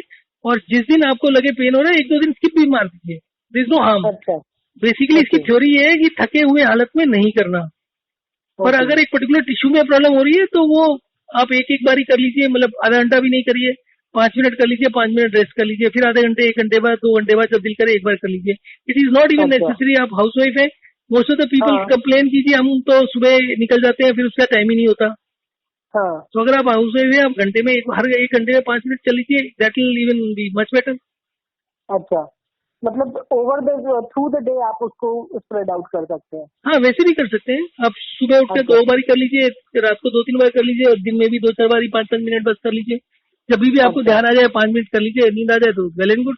जितना सोएंगे उतना आपका थायराइड भी अच्छा होगा, बाकी कंडीशन भी ठीक होगी, प्रोवाइडेड कि आपकी फोर्स नींद नहीं हो जबरदस्ती है कि घर में कोई है नहीं बात करने के लिए इसलिए सो गए। उसकी जगह अगर आपको डीप स्लीप आती है तो it is the best thing for the body. Okay. क्योंकि मेरी वैसे दिन में लेटने की आदत है नहीं, तो मेरी हैबिट मोस्टली मतलब वही, क्योंकि बेटा भी मेरा 3:30-4 के करीब आता है, तो मेरी तो वही सुबह जो उठे उसके बाद सीधे वही रात वाला ही है ये सब मोस्टली। हाँ, तो यूजली होता है, बट अगर आप ये करेंगे ना, आप धीरे धीरे करके, तो जैसे जैसे बॉडी एनर्जी कंज्यूम करती रहेगी और आपके वाइटल ऑर्गन्स को सप्लाई होती है, धीरे धीरे करके आप मतलब सोने लगेंगे। अच्छा। वो सो पाना मतलब फिर वो बड़ा मुश्किल हो जाता है। और जैसे जैसे आपका ब्लड प्रेशर भी नॉर्मल होगा, धीरे धीरे करके आप कोशिश कर सकते हैं ब्लड शुगर की दवाइयां भी कम करने की या बंद करने का। बल्कि महीने भर में तो आप बंद कर लीजिए, कोई इशू नहीं है। एक्चुअली अभी तो मैंने कुछ भी चेंज नहीं किया है, जो मेरी टैबलेट इसकी चल रही है, जो मेडिसिन चल रही है, कुछ तो कम कर लीजिए कुछ, क्योंकि आपको ये तो मालूम ही है ना कि जो फैटल केसेस होते हैं वो तभी होते हैं जब शुगर गिर जाती है। ओके। बड़ी शुगर से कोई नहीं मरता, ultimately every death takes place because of lack of sugar. नहीं, एक्चुअली प्रॉब्लम क्या हुई है कि मैंने आपसे बताया ना कि उस दिन मैंने चेक किया था वो 74 आया था। नेक्स्ट डे भी मैंने चेक किया, तो नेक्स्ट डे इनफैक्ट क्योंकि मैं उस दिन बहुत खुश हो गई and next day I check I think after breakfast और समथिंग, और उस दिन मैं बहुत डिसअपॉइंट हो गई क्योंकि 200 समथिंग आ गया। मैं आपको पहले ही कह रहा हूँ वो फ्लक्चुएट करता रहेगा। हाँ, तो मैं उसके बाद बहुत ही घबरा भी गई कि ये तो फिर वापस उसी रेंज में जाने लगा। तो अच्छा, उसके बाद क्या हुआ कि अभी मेरा वो जो मेरे पास एक्यूचेक का वो है, वो 2 दिन से उसमें कुछ एरर दिखा रहा है, वो नहीं आ रहा है उसमें सही रीडिंग, तो इसलिए मैं वो मॉनिटर भी नहीं कर पा रही हूँ। क्या रहा? हाई तो नहीं दिखा रहा? HI तो नहीं दिखा रहा? नहीं, कुछ नहीं, वो सिर्फ whenever I put the drop of blood वो उसमें सिर्फ एरर लिख के आ रहा है। ओके, कुछ मतलब कुछ रीडिंग नहीं आ रही है। आपका आपकी स्ट्रिप्स कहाँ से लेते हैं और कितने की लेते हैं? क्या चीज? ये स्ट्रिप्स कहाँ से लेते हैं, कितने की लेते हैं? नहीं, स्ट्रिप्स तो मोस्टली आई टेक अराउंड वही 100-150 वाला जो इनका डब्बा आता है। उसमें कितनी होती है? आई डोंट सच, मैंने कभी ध्यान नहीं दिया इतना, लेकिन ऐसे मैं बता नहीं पाऊंगी, मुझे तो इतना ध्यान भी नहीं है। ओके, क्योंकि नॉर्मली बस ये है, नॉर्मली एक और बॉक्स आता है, इनमें तो शायद वो एक निकलता है ना, चिप सा निकलता है, वो फिर वो वाली स्ट्रिप उसी मतलब एक साथ ही चलती है, एक जिसमें चिप लगा हो ना उसी मतलब उसमें चलती है किट में। एक और SD गोल्ड करके आता है। अच्छा, तो SD गोल्ड का स्ट्रिप्स में कोई चिप नहीं लगती अलग से। अच्छा, और दूसरा इट कम्स वेरी चीप, वो 100 का एक पैक आता है, 100 का पैक कॉस्ट अबाउट 650 के आसपास। अच्छा, तो आप वो भी लेकर रख सकते हैं, उनकी एक्सपायरी भी करीब 2 साल होती है, तो अगर आपका कंजम्पशन इतना है अप्रोक्सीमेटली, तो अगर आपको वो मतलब इंस्ट्रूमेंट का जो होता है। मैं क्योंकि मैं पहले तो इतना फ्रीक्वेंटली लेती नहीं थी, ये तो मैंने जब ये स्टार्ट किया हाइड्रेशन डिहाइड्रेशन, तो मैंने सोचा अब ये 2-4 बार मैं 2-4 दिन लगातार कम से कम देख लूं। तो 2 बार तो मैंने देखा, उसके तीसरे दिन जब मैंने वो एक्चुअली चेक किया तो उसमें पता नहीं कुछ एरर जैसा आने लगा, तो मुझे बड़ा हुआ, बल्कि मैंने 2-3 दिन तक लगातार ट्राई किया, लेकिन वो किसी भी दिन वो सही आ ही नहीं रहा। तो इनफैक्ट मैंने अपने केमिस्ट से बात की, तो उसने कहा कि मैम वो कुछ लगता है मशीन का इशू है, आपको दिखाना पड़ेगा जाके। तो बस वही, तो अभी वो दिखाना ही नहीं हो पाया है मेरा। ठीक है। तो अच्छा, अगर आपको लेना हो तो SD गोल्ड का ध्यान रखिएगा, वो सस्ता भी आता है, इंस्ट्रूमेंट भी सस्ता आता है, वो एकदम उसका स्ट्रिप्स भी सस्ता है, उसका 50 का पैक भी आता है शायद 450 के आसपास। तो मतलब that way you can look at that anyway. अच्छा, अगर एक चीज और आप मुझे बताइए फिर। हाँ, यही जो मैं आपसे पूछ रही थी उस समय कि 7 डेज के बाद क्या करना चाहिए। ओके, 7 डेज के बाद आप जो मर्जी करिए, आपका एक्सपीरियंस हो गया, दैट इज बेसिकली आपको थ्योरी बता दी कि ऐसे बॉडी काम करती है। आप अपने हिसाब से अपना लर्निंग सेल्फ लर्निंग प्रोसेस है, तो आप उसके बाद चाहे तो हफ्ते में 1 या 2 दिन इसको फॉलो करिए। 5 दिन के लिए आप 3-4 गिलास मतलब 3 गिलास खाने के साथ और 3-4 गिलास वैसे पीते रहिए। अच्छा, एनी टाइम। तो मतलब उसके बाद आफ्टर 7 डेज अब मतलब आपको वही 3 गिलास जो मील्स के साथ ले रहे हैं वो तो ले रहे हैं, उसके अलावा भी आप 2-3 गिलास एक्स्ट्रा ले सकते हैं। हाँ जी, और हफ्ते में 1 या 2 दिन सिर्फ मील के साथ लीजिए। अच्छा, बिकॉज वो धीरे धीरे करके स्टेप बाय स्टेप होगा, एकदम से कुछ ठीक नहीं होगा। ओके, नहीं तो फिर तो मतलब फिर ये दोबारा ये जो पूरा जो स्ट्रिक्ट ये फॉलो होना है, ये अब दोबारा फिर करना होगा रिपीट आफ्टर फ्यू डेज और what? That's based on your comfort level. अगर आपको प्यास वगैरह नहीं लग रही, एवरीथिंग इज गोइंग फाइन, आप अगर समझते हैं ठीक, तो उसको हफ्ते 10 दिन बाद दोबारा रिपीट कर लीजिए। अच्छा, तो ये आप मतलब महीने में 2-3 बार ऐसे पूरी प्रोसेस रिपीट कर सकते हैं, कोई इशू नहीं है उसका? नहीं, कोई इशू नहीं है। वैसे तो मैं तो महीनों के हिसाब से भी किया है, but I don't want to suggest that to anybody else, क्योंकि अभी still it is in experimental stage. तो आप 1 हफ्ते करने के बाद उसको मतलब 1 हफ्ते के लिए वो कर दीजिए कि 5 दिन उल्टा कर दीजिए कि 5 दिन आपको पानी ज्यादा पीना है और 2 दिन फिर मील्स के साथ ही पीना है। नहीं तो अब जैसे कल मेरा 7 डेज हो जाएगा, तो इसके बाद मैं फिर पानी ज्यादा 1-2 दिन के लिए बढ़ा दीजिए। हाँ जी, 1 दिन के लिए या 2 दिन के लिए बढ़ा दीजिए इकट्ठा।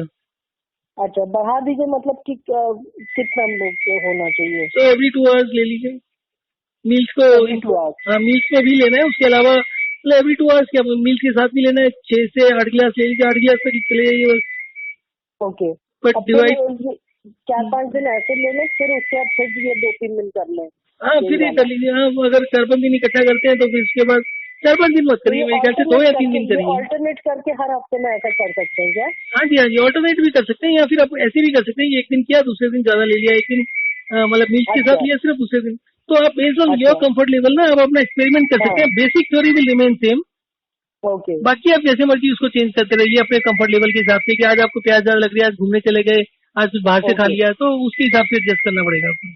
अच्छा तो अच्छा, और आप एक चीज मैं और पूछ रही थी कि जैसे ये जो टर्मरिक मिल्क वगैरह हम लेते हैं तो that is not a harmful thing right? हम वो ले सकते हैं नहीं? क्या चीज? जो जैसे हल्दी वाला दूध वगैरह लेते नहीं हैं। नहीं नहीं नहीं, दिस आर नॉट गुड। वो उससे स्टेरॉइड वगैरह होता है, माइल्ड स्टेरॉइड होता है, हल्दी and all that is not good, milk is not good. क्या बात कर दे, मिल्क भी ठीक नहीं है? ऐसा है कि हल्दी के बारे में भी मैंने सुना हुआ है, there was a guy who was saying कि उसने हल्दी, क्या था कि जब भी मैं बीमार होता हूँ, मैं कोई बुखार वगैरह होता है तो 1 चम्मच हल्दी ले लेता हूँ, ऐसी फीका, मतलब ओनली हाँ हल्दी। हाँ। तो क्या था, ओके। मैं कुछ ही घंटों में ठीक हो जाता हूँ। उसके साथ पता नहीं बेटी, पता नहीं कौन था साथ में family member, and this guy was about 85 year old and his hmm. Skin was flawless. At the age of 85 he okay. Look to be much younger. तो अच्छा फिर उसके बाद पूछा जी ऐसा हो ही नहीं सकता कि आपको बीमारी नहीं हो, क्योंकि आप कोई भी चीज लेंगे तो बीमारी तो होगी होगी। शायद उसको डायबिटीज थी, अच्छा। और उसके अलावा ही वॉज वेरी थिन। हम्म। फिर सेकंड जो सबसे डिस्टर्बिंग चीज थी कि आप ठीक तो हो जाते हो, पर वो बार बार होता है आपको, साल में 3-4 बार 5 बार ही होता है। हम्म। और यहाँ पर ये हाइड्रेशन डिहाइड्रेशन में कुछ होता ही नहीं है। ओके। अब बेसिकली तो आई वुड से कि मुझे अब 3-4 साल से ज्यादा हो गए बुखार हुए हुए। ओ, ये तो बड़ी अच्छी बात है। एंड मतलब 2 या 3 साल में एक आध बार हल्का सा कफ होता है, और वो भी इसलिए होता है कि अंधाधुन, मतलब मेरी आदतें खाने पीने की बहुत खराब है। तो किसी दिन बस मूड आ गया तो 5-6 गिलास पानी with in short period P लिया। हाँ। तो अदरवाइज अगर मैं ऐसे नहीं करता, कोल्ड ड्रिंक्स ले ली, कुछ भी ले लिया, मतलब आज की डेट हाँ। में मैं कोई रिस्ट्रिक्शन फॉलो नहीं करता यूजली। ओके। तो ऑल ऑफ ए सडन कुछ कर लो, तो अब मौसम भी चेंज हो रहा है, आपने एकदम से कोई सिस्टम फ्लूइड का चेंज कर दिया, तो वो एक दिन के लिए होता है, 2 दिन के लिए। तो जैसे ही होता है हम्म। उसका फ्लूइड को रेस्ट्रिक्ट कर दो, वो अपने आप से ठीक हो जाता है 24 घंटे में, 48 घंटे में। ओके। मेडिसिन तो मेरे को अच्छा। लिए हुए 15 साल हो गए। ओह दैट्स तो बड़ी अमेजिंग, और क्या लगता है, ये तो बड़ी अच्छी बात है। अच्छा ये मैं आपसे एक चीज और पूछ रही थी कि अब जैसे ये जैसे जब हम ये सब कर रहे हैं तो इस इस समय के ये ध्यान रखना चाहिए कि बिल्कुल सॉल्ट कम रहे और शुगर कम रहे आपके कोई भी मतलब खाने पीने में। नहीं नहीं नहीं नहीं नहीं, बिल्कुल नहीं। आप चाहो तो आप हर 2 घंटे में थोड़ी सी चीनी खा सकते हैं, आधा चम्मच। क्या मतलब चीनी आप खा सकते हैं दिन में? ऐसे एनी कोई टाइम एनी हार्म टाइम। नहीं होगा? नहीं नहीं, अच्छा। कोई हार्म नहीं। आपकी बॉडी को, सेल को शुगर चाहिए। Sugar is not bad at all. Sugar is plant okay. Based. Sugar गन्ने से बनती है, गन्ना इज प्लांट। और तो डॉक्टर्स खुद आप के। मतलब जैसे शुगर इन द सेंस कि अगर आप ऐसे शुगर मतलब कोई मिठाई या वो भी खा सकते हो? जी, मिठाई का प्रॉब्लम ये होता है कि आपने एक हलवाई है, दूसरा हलवाई उसमें, और हलवाई के डेली के जो प्रोडक्शन होता है ना, उसमें भी कभी चीनी कम डाल दी, कभी ज्यादा डाल दी, तो यू डोंट नो हाँ। एग्जैक्टली कितना है। तो जो स्पाइक्स ओके। होते हैं, स्पाइक्स आर हाँ। Bad. But when you taking plain okay. Sugar, plain sugar क्या होता है, प्लेन शुगर में फ्रक्टोज 50% होता है, ग्लूकोज 50% होता है। जो व्हाइट ब्रेड होती है ना, ओके। हाँ। व्हाइट ब्रेड में चीनी से ज्यादा शुगर होती है, अच्छा। Much more than this thing. And इसका एक अच्छा। बेसिकली मेजरिंग का तरीका होता है ग्लाइसेमिक इंडेक्स, ओके। हाँ कि हाँ। जो आपने खाया है वो कितनी तेजी से ग्लूकोज में कन्वर्ट हो रहा है। हाँ। तो व्हाइट ब्रेड का ग्लाइसेमिक इंडेक्स इज 70। 100 जो होता है वो ओके। 100 इज ग्लूकोज का होता है, कि ग्लूकोज तो ग्लूकोज है ही, वो हम्म। तो खाते ही ग्लूकोज में कन्वर्ट होकर हाँ। ग्लूकोज में मिल जाएगा। हाँ। और अगर आप व्हाइट ब्रेड लेंगे तो उसका 70 है, अगर आप चीनी खाएंगे ओके। तो उसका 60 है। ओके। तो शुगर इज मच बेटर तो इन दैट अच्छा, सेंस। और शुगर में भी ये जैसे हम हमारे पास जैसे व्हाइट शुगर भी है लेकिन मोस्टली अब वो ब्राउन वाली यूज की जाती है आजकल घर में। नहीं नहीं, तो कोई व्हाइट वाली यूज करिए, कोई टेंशन नहीं है। अच्छा, तो वो बेहतर नहीं है मतलब ब्राउन नहीं वाली जी, जो होती है? 1-2% होता है ये सब जो अफवाहें होती है ना। हर एक आदमी को हाँ। सामान बेचना होता है। थोड़े दिन पहले वो उसका आ रहा था बहुत ज्यादा, आशीर्वाद आटा का, प्लास्टिक है प्लास्टिक है, इसको ऐसे खींचो, ऐसे करो ऐसे करो।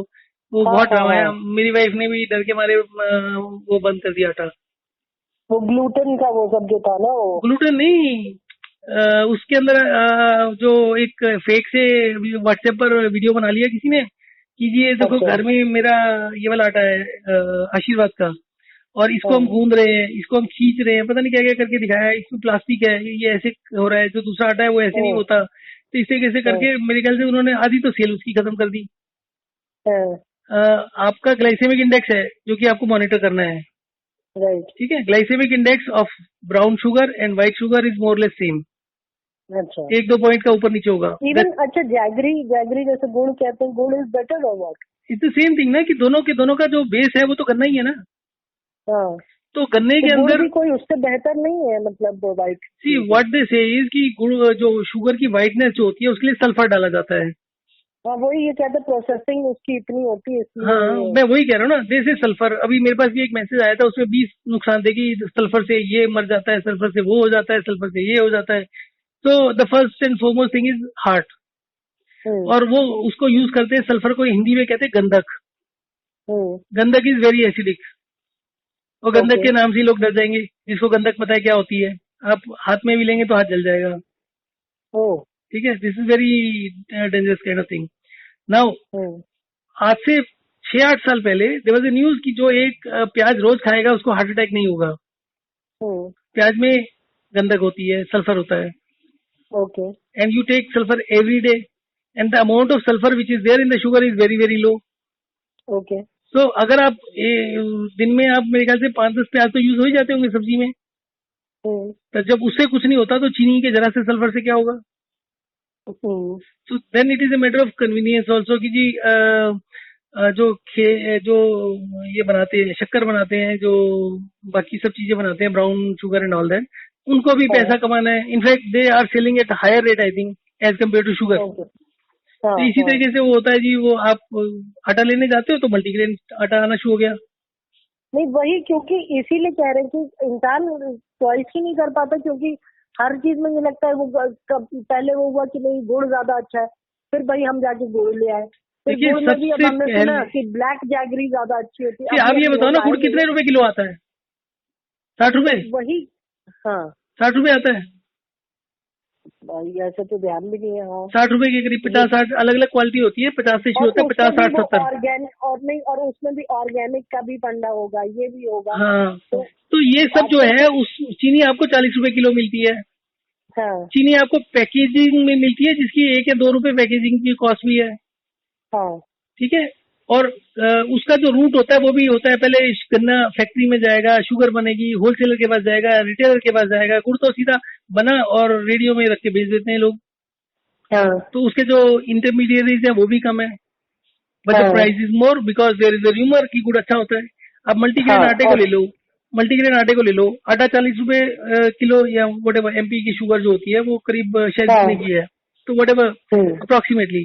जो इसमें मल्टीग्रेन होते हैं उसमें जो एडिटिव होते हैं उसकी कीमत आटे से भी कम है, पर जब मल्टीग्रेन बोल देते हैं तो उसकी कीमत बहुत ज्यादा हो जाती है। इसी तरीके से फोर्टिफाइड, ये जो कैल्शियम फोर्टिफाइड शुगर वगैरह भी आ रही थी बीच में, शुगर के भी बहुत सारे तरीके हो गए। So they are adding low rate things and increasing the price. तो they are making use of sensitivity of the people, कि लोगों को डरा डरा के पैसे निकालते रहो। अभी थोड़े दिन पहले एक आइडिया आया दिमाग में, आपने कैंसर के बारे में तो सुना ही होगा कि कैंसर में 2-3 ट्रीटमेंट होते हैं। एक होता है रेडिएशन, एक होता है सर्जरी, और एक होता है कीमोथेरेपी। सर्जरी से जिसमें ऑर्गन में कैंसर होता है उसको निकाल देते हैं, राइट। तो बेसिकली कैंसर सेल निकाल दिए।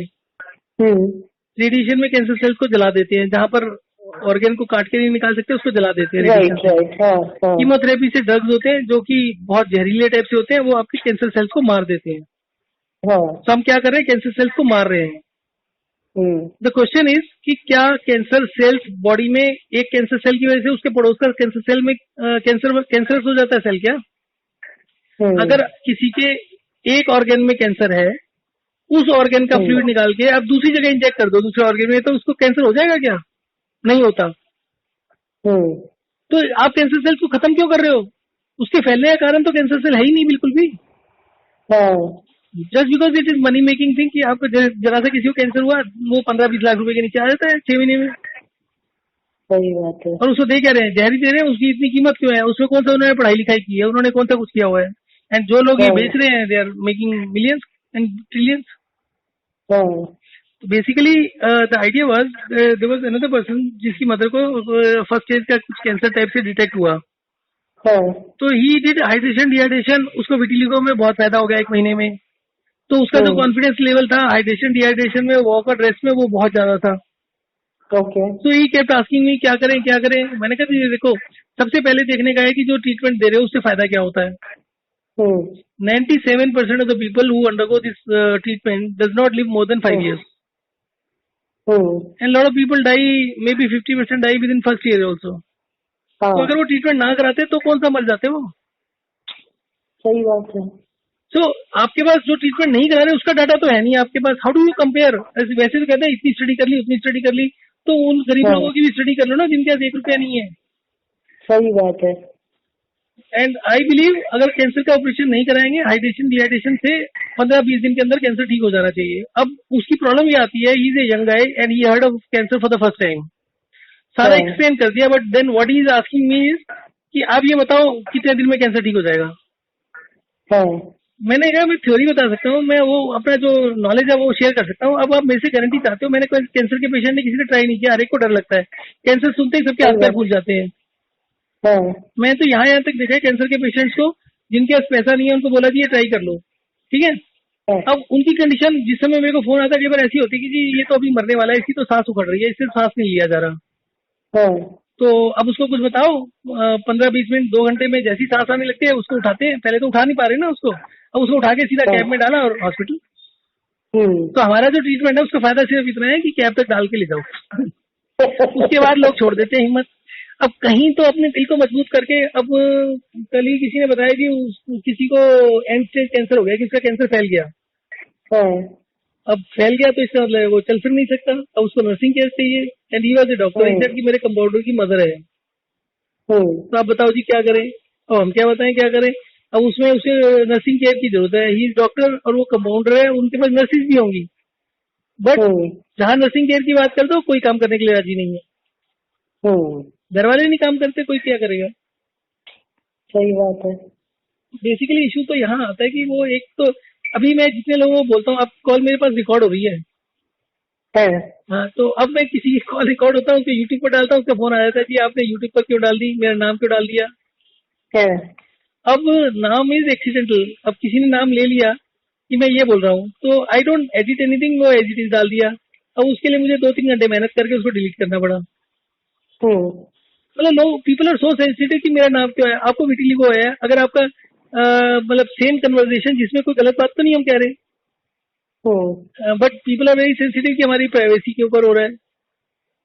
अभी पिछले 2 दिनों के अंदर, 4 दिनों के अंदर 2 लोगों को माउथ अल्सर से, एक लड़की थी 19 ईयर ओल्ड राजस्थान से, अब उसको माउथ अल्सर से, एंड उसकी सिस्टर ने कॉल किया कि she is in a very bad state, उसको परमानेंटली माउथ अल्सर हुआ है। She drink 7 to 8 litres of water, 5 cup चाय रोज पीती है। And she was 19 year old and 45 was her weight, and उसका हाइट भी 5'6" थी। तो she was quite underweight at that way. तो उसको बोला पानी बंद कर दो, ठीक हो जाएगा 1 दिन में।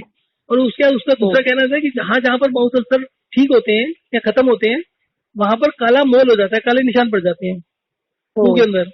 सो according to me, my reading was it is moving towards the cancer only. तो अब उसको बताया कि जी पानी कर लो, तो मेरी कल परसों बात हुई 4-5 दिन के बाद में, शी सेड अभी 50-60% इम्प्रूवमेंट है। मैंने पानी बंद तो नहीं किया जी, थोड़ा कम कर लिया, तो 7-8 लीटर की जगह में भी 2 लीटर कम कर दिया उन्होंने। तो फिर एक और कोई सूरत से था कॉल, उसको भी माउथ अल्सर से, उसने भी पानी छोड़ा, उसने तो 36 घंटे छोड़ दिया तो वो ठीक हो गया। तो उसका जो व्हाट्सएप पर स्क्रीन शॉट थे वो लेकर वो भेजे, तो अब वो शी सेज की विल आल्सो ट्राई। लोगों को एक तो डर बहुत उठाया हुआ है ना मेडिकल साइंस में। मेरे फ्रेंड्स हैं, मेरे क्लास फेलो हैं जो कि एमडी है, पिछले 5 साल से मैं उसको बोल रहा हूँ यार कि तुम क्यों नहीं हेल्प करते इसको प्रोपेगेट करने में, why don't you try on your patients, और या फिर मुझे बताओ मेरा क्या गलत है इसमें। They are sitting on it, they don't share yes और नो। मतलब मैं ये थोड़ी कहता हूँ मुझे ठीक बोलो, मैं कहता हूँ गलत हूँ तो बता दो कहाँ गलत हूँ। तो बेसिकली ऐसी चल रही दुनिया। अब अगर किसी की आप अगर ब्लड शुगर की दवाई बंद करते हो किसी भी आदमी की, तो उसकी 1 दिन के अंदर ही ब्लड शुगर जंप कर जाती है। और यहाँ पर मेरे पास ऑलरेडी 5-6 लोग आ चुके हैं जो लोगों का जैसे ही ये वाला हाइड्रेशन डिहाइड्रेशन ये वाला पैटर्न शुरू करते हैं पर डे 40 से 50 पॉइंट नीचे गिरती है। Okay. And without any medicine, मतलब अभी तक मेडिसिन ले रहे थे और मेडिसिन लेते लेते उन्होंने चेक किया तो भी अगर 200-250 आ रही है और अगले दिन मेडिसिन बंद और उसके बाद हर दिन 40-50 पॉइंट नीचे और 4-5 दिन के अंदर 150 के आसपास। ओके। तो ये उन लोगों का हाल है जिनको इंसुलिन और ये सब लगाने के बाद 300, 350, 400 रह रही है। एक पेशेंट तो मेरा है जिसका डॉक्टर से बोला पेनक्रियास रिप्लेस ट्रांसप्लांट करा लो, ये 25 ईयर ओल्ड ओनली। वो 7-8 महीने तो हॉस्पिटल के चक्कर में ऑफिस नहीं जा पाया, वो खड़ा नहीं हो सकता था, इतनी बुरी हालत थी उसकी। लाइफ थ्रेटनिंग कंडीशन हुई थी उसकी। 2 दिन में ठीक कर दिया, 2 दिन में उसको खड़ा कर दिया और उसके बाद मेरे ख्याल से महीना भर लगा, उसने ऑफिस ज्वाइन कर लिया। अभी वो पिछले 2 महीने में 2 बार तो हिल स्टेशन ही हुआ है। ओके। अच्छा, एक चीज और बताएं भाई, आप तो ये जो है जैसे अभी भी 139/99 मेरा बीपी का दिख रहा है, तो even in this case it is okay कि हम कल के बाद ये गैप दे दें, it's not a problem. Gap दे दे मतलब कि पानी ज्यादा पी लें? हाँ वही। देखिए आप एक चीज को समझिए, आपका फ्लूइड के मान लीजिए 2 कंपार्टमेंट है, एक 10% वाला, एक 90% वाला। आपने पानी कम किया हुआ है, हाँ। आपका जो 90% वाला सेगमेंट है वहाँ पानी कम होता जा रहा है। ओके। जैसे जैसे पानी कम होगा तो ग्लूकोज और मिनरल की परसेंटेज या कंसंट्रेशन बढ़ती जाएगी। जब आप पानी कम करेंगे, जैसे आपने मान लीजिए 1 गिलास पानी में 1 चम्मच चीनी डालते हैं, तो अगर आधे गिलास में 1 चम्मच डालेंगे तो ज्यादा मीठा होगा। ऑब्वियसली हाँ। तो इसी तरीके से जब आप पानी बंद कर रहे हो, लार्ज इंटेस्टाइन में नहीं जाने दे रहे, तो 90% में वाले सेक्शन में जो फ्लूइड जा रहा था वो बंद हो गया। हाँ जी। वो बंद होगा तो आपका ग्लूकोज का परसेंटेज बढ़नी शुरू हो जाएगी, मिनरल की परसेंटेज बढ़नी शुरू हो जाएगी। जब वो बढ़ेगी तो आपके लीवर के पास ऐसा कोई कारण नहीं रहेगा कि वो ग्लूकोज की मात्रा बढ़ाए, और ना ही वो मिनरल्स जो ब्लड प्रेशर बढ़ाते हैं।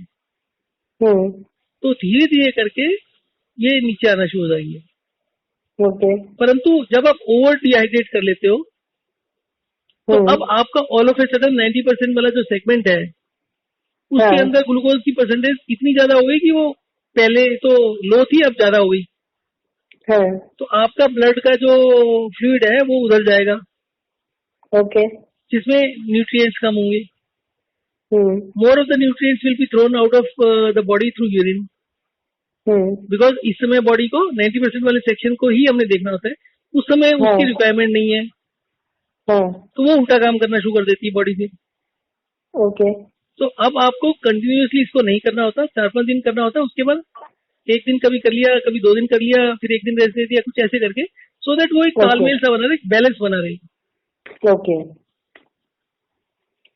अच्छा। क्योंकि अब एक और बात, आपने एक जगह लिखा था कि बीच बीच में एम्प्टी स्टमक पे भी वाटर काफी पीना चाहिए to take out the toxins and all. क्या स्टमक को? वो एक जगह आपको उसमें लिखा था कि कभी कभी आपको एम्प्टी स्टमक पे भी वाटर पीना चाहिए, जिससे कि टॉक्सिन्स।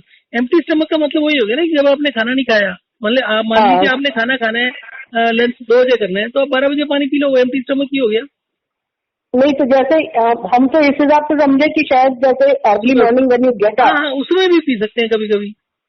हाँ, तो उसमें क्या मतलब महीने में 2-3 बार ऐसा कर लें तो बेहतर रहेगा क्या? नहीं, ज्यादा भी कर सकते हैं, 4-5 दिन 6 दिन भी कर सकते हैं, कोई दिक्कत नहीं है। वो बेसिकली बैलेंस, सालों साल एक ही रूटीन को अपनाते रहो ना तो वो बैलेंस बिगड़ जाता है। तो उसके बाद 4-5 दिन आपने कर लिया तो जितना ठीक हो सकता था एक बारी में हो गया, फिर उसका तो स्टेप बाय स्टेप थोड़ा थोड़ा करके होगा, वो ओवरनाइट फिर उसके बाद कुछ नहीं होगा। And so far as you are active, no need to worry about blood pressure और ब्लड शुगर। अब ब्लड शुगर की पेशेंट दवाइयाँ धीरे धीरे करके छोड़ना शुरू कर दो। नहीं, ब्लड प्रेशर की तो मैं अभी ले नहीं रही हूँ, ब्लड शुगर, हाँ ब्लड शुगर की धीरे धीरे कम कर सकती हूँ। हाँ जी, हाँ जी। तो अगर ब्लड शुगर आपका शूट अप भी करता है तो भी चिंता नहीं करिए, वो अपने आप से कम होगा। ओके। अच्छा, आपने बहुत मुझे सच में टाइम दिया and really thank you so much. बहुत ही मुझे काफी ज्ञान भी मिल गया। और एक चीज मैं भी आपसे रिक्वेस्ट करूंगी कि कृपया करके नाम ना डालें। नाम अभी आपने लिया ही नहीं, मेरे पास है नहीं नाम। तो ये तो सबसे अच्छी बात है। मैं पूछता ही नहीं किसी से, जो कुछ लोग की आदत होती है अपने आप बताते हैं, तो अदरवाइज मैं पूछता ही नहीं कभी किसी से, ना नाम पूछता हूँ, ना जगह पूछता हूँ, कुछ नहीं पूछता मैं। हाँ, तो मैंने सिंस आपने मुझसे बताया कि ऐसे लोग कह रहे, तो मैंने कहा कि मैं भी आपको बोल दूंगी श्वेता करके नाम नहीं करें। नहीं मैं ये बाकी तो 1 घंटा 20 मिनट हो गए, इस वीडियो को तो डाल भी नहीं सकते, और अभी मैं इतनी मेहनत करता नहीं कि उसको काट के या एडिट करके डालूं, तो अभी तो इसका कोई फायदा नहीं। आप नेक्स्ट टाइम जो फीडबैक देंगे तो थोड़ा सा डाल लेंगे। हाँ नहीं, बहुत सच में मुझे काफी बात करके बहुत मतलब थोड़ा कॉन्फिडेंस भी बढ़ा, क्योंकि सिर्फ हम लोग पढ़ते हैं कोई चीज तो उतना नहीं समझ में आ पाता है जितना कि मतलब ऐसे पूरे डिटेल में समझ के इट्स मच बेटर। जो मैंने आपको बताया है, भी होता है एक्चुअली। देखिए जो मैंने आपको बताया है ये आपको दुनिया में किसी किताब में नहीं मिलेगा। हाँ, ये किसी डॉक्टर ने नहीं कोई बताएगा। मैं तो सबसे ज्यादा परेशान होता हूँ जब हमें अपनी क्लास से लोग कांटेक्ट में आए ना दोबारा 3-4 साल पहले, तो बड़ी खुशी हुई कि ये डॉक्टर है, एमडी है, इसने पूरे इंडिया के अंदर टॉप किया था। हाँ, तो अब इसको साथ लेके चलते हैं कॉन्फिडेंस में, ये बताएगा कि हम कहाँ गलत है। हाँ, तो आज तक बस वो इतना बोल देता है कि जी इनके जो इलाज है वो चलते हैं, अच्छे हैं, इफेक्टिव है, आप क्या ट्राई करो, बट उसको साइंटिफिकली कुछ नहीं बताता कि कैसे ठीक है कैसे गलत है। हाँ, तो हमें, मेरा बैकग्राउंड तो ये नहीं है ना, तो मुझे भी तो थोड़ा सा रहता है कि उस क्यूरियोसिटी रहती है कि उससे कंफर्म तो करें, but these buggers are not willing to do anything, कोई कमेंट ही करके राजी नहीं होता। बल्कि जबकि वो लोग को तो आई थिंक वो लोग को अपनी मेडिसिन की उसकी वो लगती होगी डर की, मतलब अगर सारे लोग इजी ठीक हो जाएंगे तो फिर वो कैसे बचेगा उनका प्रोफेशन। आपको फैक्ट बताऊं, उनको पढ़ाया ही नहीं जाता कुछ भी, उनको सारी चीजें इस तरीके की पढ़ाई जाती है जिसमें वो कंफ्यूज रहते हैं। जो चीज उनको क्लियर बताई जाती है उनको डायग्नोसिस करना आता है कि ये सिम्टम्स हैं तो क्या बीमारी है। उनके लिए सबसे बड़ा जो चैलेंज होता है वो होता है सिम्टम्स के बेसिस पर बीमारी को शॉर्टलिस्ट करना कि इसको बीमारी क्या है। उसके बाद ये दवाई बनाने वाली कंपनियां आ जाती हैं, फिर उनका होता है कि जी उनके एजेंट आते रहते हैं, वो पुश करते रहते हैं कि ये वाली बीमारी तो हमारी मेडिसिन दे दो, बस। उनको फिर अपने कमीशन से उसके आगे मतलब होता ही नहीं, उनको पता ही नहीं होता शरीर कैसे काम करता है। जो थोड़ा बहुत पढ़ा होता है वो भी प्रैक्टिस में आने का, जब 200 पेशेंट रोज देखते हैं तो सब भूल जाते हैं, मजदूर बन जाते हैं वो। नहीं वो भी, और दूसरा मुझे लगता है कि वो अपने ही वर्ल्ड में इतने ज्यादा खुश और सब पैसा मिल रहा है, ढंग से वो हो रहा है, तो वो उसको फर्दर इन्वेस्टिगेट करना भी नहीं चाहते। मतलब वेरी मच राइट कि वो करना नहीं चाहते, बिकॉज मेरा जो क्लास फेलो था, आपको अगर पता हो दिल्ली में, मैं 55 ईयर ओल्ड हूँ, तो हमारे जमाने में जो मेन इंस्टीट्यूट होता था मेडिकल का वो एम्स होता था, all India medical institute. So this guy was very intelligent academically, and उसका शायद दिल्ली में उस समय हमारे जमाने में 6 नंबर था। अच्छा। तो he got admission in that, उसमें कोई एंट्रेंस वगैरह शायद होता था उस समय भी, तो ही गॉट एडमिशन। उसके बाद एमडी की पूरे इंडिया के अंदर 2 सीट होती थी, तो he got selected in MD also, he did MD also from AIIMS. Okay. और उसमें भी गोल्ड मेडलिस्ट था, दोनों में भी वो फर्स्ट था, 2 लोग थे तो दोनों में भी फर्स्ट आया वो। अब इसके बाद उसके, ही इज ए पेडिट्रिशियन, बच्चों का डॉक्टर है। बच्चों के डॉक्टर में बच्चों को जो सबसे बड़ी मेजर प्रॉब्लम होती है वो होती है बेड वेटिंग की। तो 4 साल से लेकर 14 साल के बच्चे बेड वेटिंग करते हैं, और मेरे हिसाब से this is very serious element. दुनिया में कोई दवाई नहीं है जो बेड वेटिंग को ठीक करती हो। और बेड वेटिंग की दवाई बता दूंगा तो आप यू विल बी शॉक, एक एंटी साइकोटिक ड्रग होती है जो ब्रेन के ऊपर काम करती है। अच्छा। हाँ जी। दूसरी जो एंग्जाइटी से रिलेटेड होती है। ओके, तो आपके ब्रेन को पहले से ही डिस्टर्ब कर देते हैं, तो आपको साइकोटिक प्रॉब्लम्स बड़े होकर, अगर आप दवाइयां बचपन में शुरू कर दी 4-5 साल की उम्र में, तो आप सोच सकते हो बड़े होकर आपका क्या हाल होगा। सही बात है। नंबर 2 मेडिसिन होती है ADH, anti diuretic hormone. Diuretic कहते हैं जो यूरिन के प्रोडक्शन को बढ़ाता है, एंटी कहते हैं जो यूरिन के प्रोडक्शन को कम करता है। राइट। तो इसके इंस्टेंसेस हुए हैं, कुछ लोगों ने, बच्चों ने, जिनके पेरेंट्स ने दवाई बच्चों को दी और थोड़ी सी ज्यादा दे दी, वो मर गए। अरे उसके साइड इफेक्ट जो होते हैं वो होती है स्वेलिंग। अगर आप पेशाब कम बनेगा तो स्वेलिंग होगी, वाटर रिटेंशन बढ़ेगी। वाटर रिटेंशन बढ़ेगी तो ब्लड प्रेशर और ब्लड शुगर की बीमारी भी होगी बड़े होकर। इसके अलावा तीसरी कोई दवाई नहीं आती। और ये दोनों दवाइयां लेने के बाद जितने दिन आप दवाई खाते हो सिर्फ उतने दिन ठीक रहता है, जैसी दवाई बंद करते हो फिर शुरू हो जाता है हफ्ते 10 दिन में। ओके। और उस बच्चे का हाइड्रेशन डिहाइड्रेशन कर दो, 24 घंटे से लेकर 48 घंटे के अंदर बच्चा एकदम ठीक हो जाता है, अगले 10 साल तक वो पेशाब नहीं करेगा। और ये चीज उसको बताया हुआ 5 साल हो गए, उसके बाद आज तक टाइम नहीं निकला इसके बारे में बात करने का। एंड दैट, और उसके पॉलिटिक्स की जितनी मर्जी बात करा लो, सुबह सुबह 5 बजे उसका पॉलिटिकल मैसेज आता है, बीजेपी को सपोर्ट करता है और इसके ऊपर दिन रात लगा रहता है। अब मुझे इतना गुस्सा आता है कि वो लोग अपना काम नहीं कर रहे, मुझे ये सब करना पड़ रहा है अपना काम धंधा छोड़कर। Otherwise I might have been making more than 20-30 lakh rupees per month. अब वो सारा काम छोड़ के मेरे को ये करना पड़ता है। सही बात है, लेकिन आप actually I think you are doing much more for society by helping people actually, because आज के जमाने में जब सब लोग सिर्फ अपने बारे में ही सोच रहे हैं एंड अब आप ये सोचो ना कि मैं कर रहा हूँ पर मेरी फैमिली वाले क्या कर रहे हैं, वो तो मुझे सुबह से लेकर रात तक गालियां देते हैं। क्योंकि जो लेकिन आई थिंक वो लेकिन मन से नहीं देते होंगे, और दूसरे आपको बहुत लोगों से की तरफ से ब्लेसिंग पूरे मन से पूरे जोर से देते हैं। लेकिन हम लोग सब आपको एक्चुअली जिसका आई थिंक वो वर्कआउट हो जाता है, फायदा हो जाता है, वो दुआ ही देता होगा आपको, तो देता है, नाम बताने से बना कर देता है। ये बात तो सही है, ये कोई भी नहीं चाहता कि उसका नाम कम से आए, ये आप सही कह रहे हैं।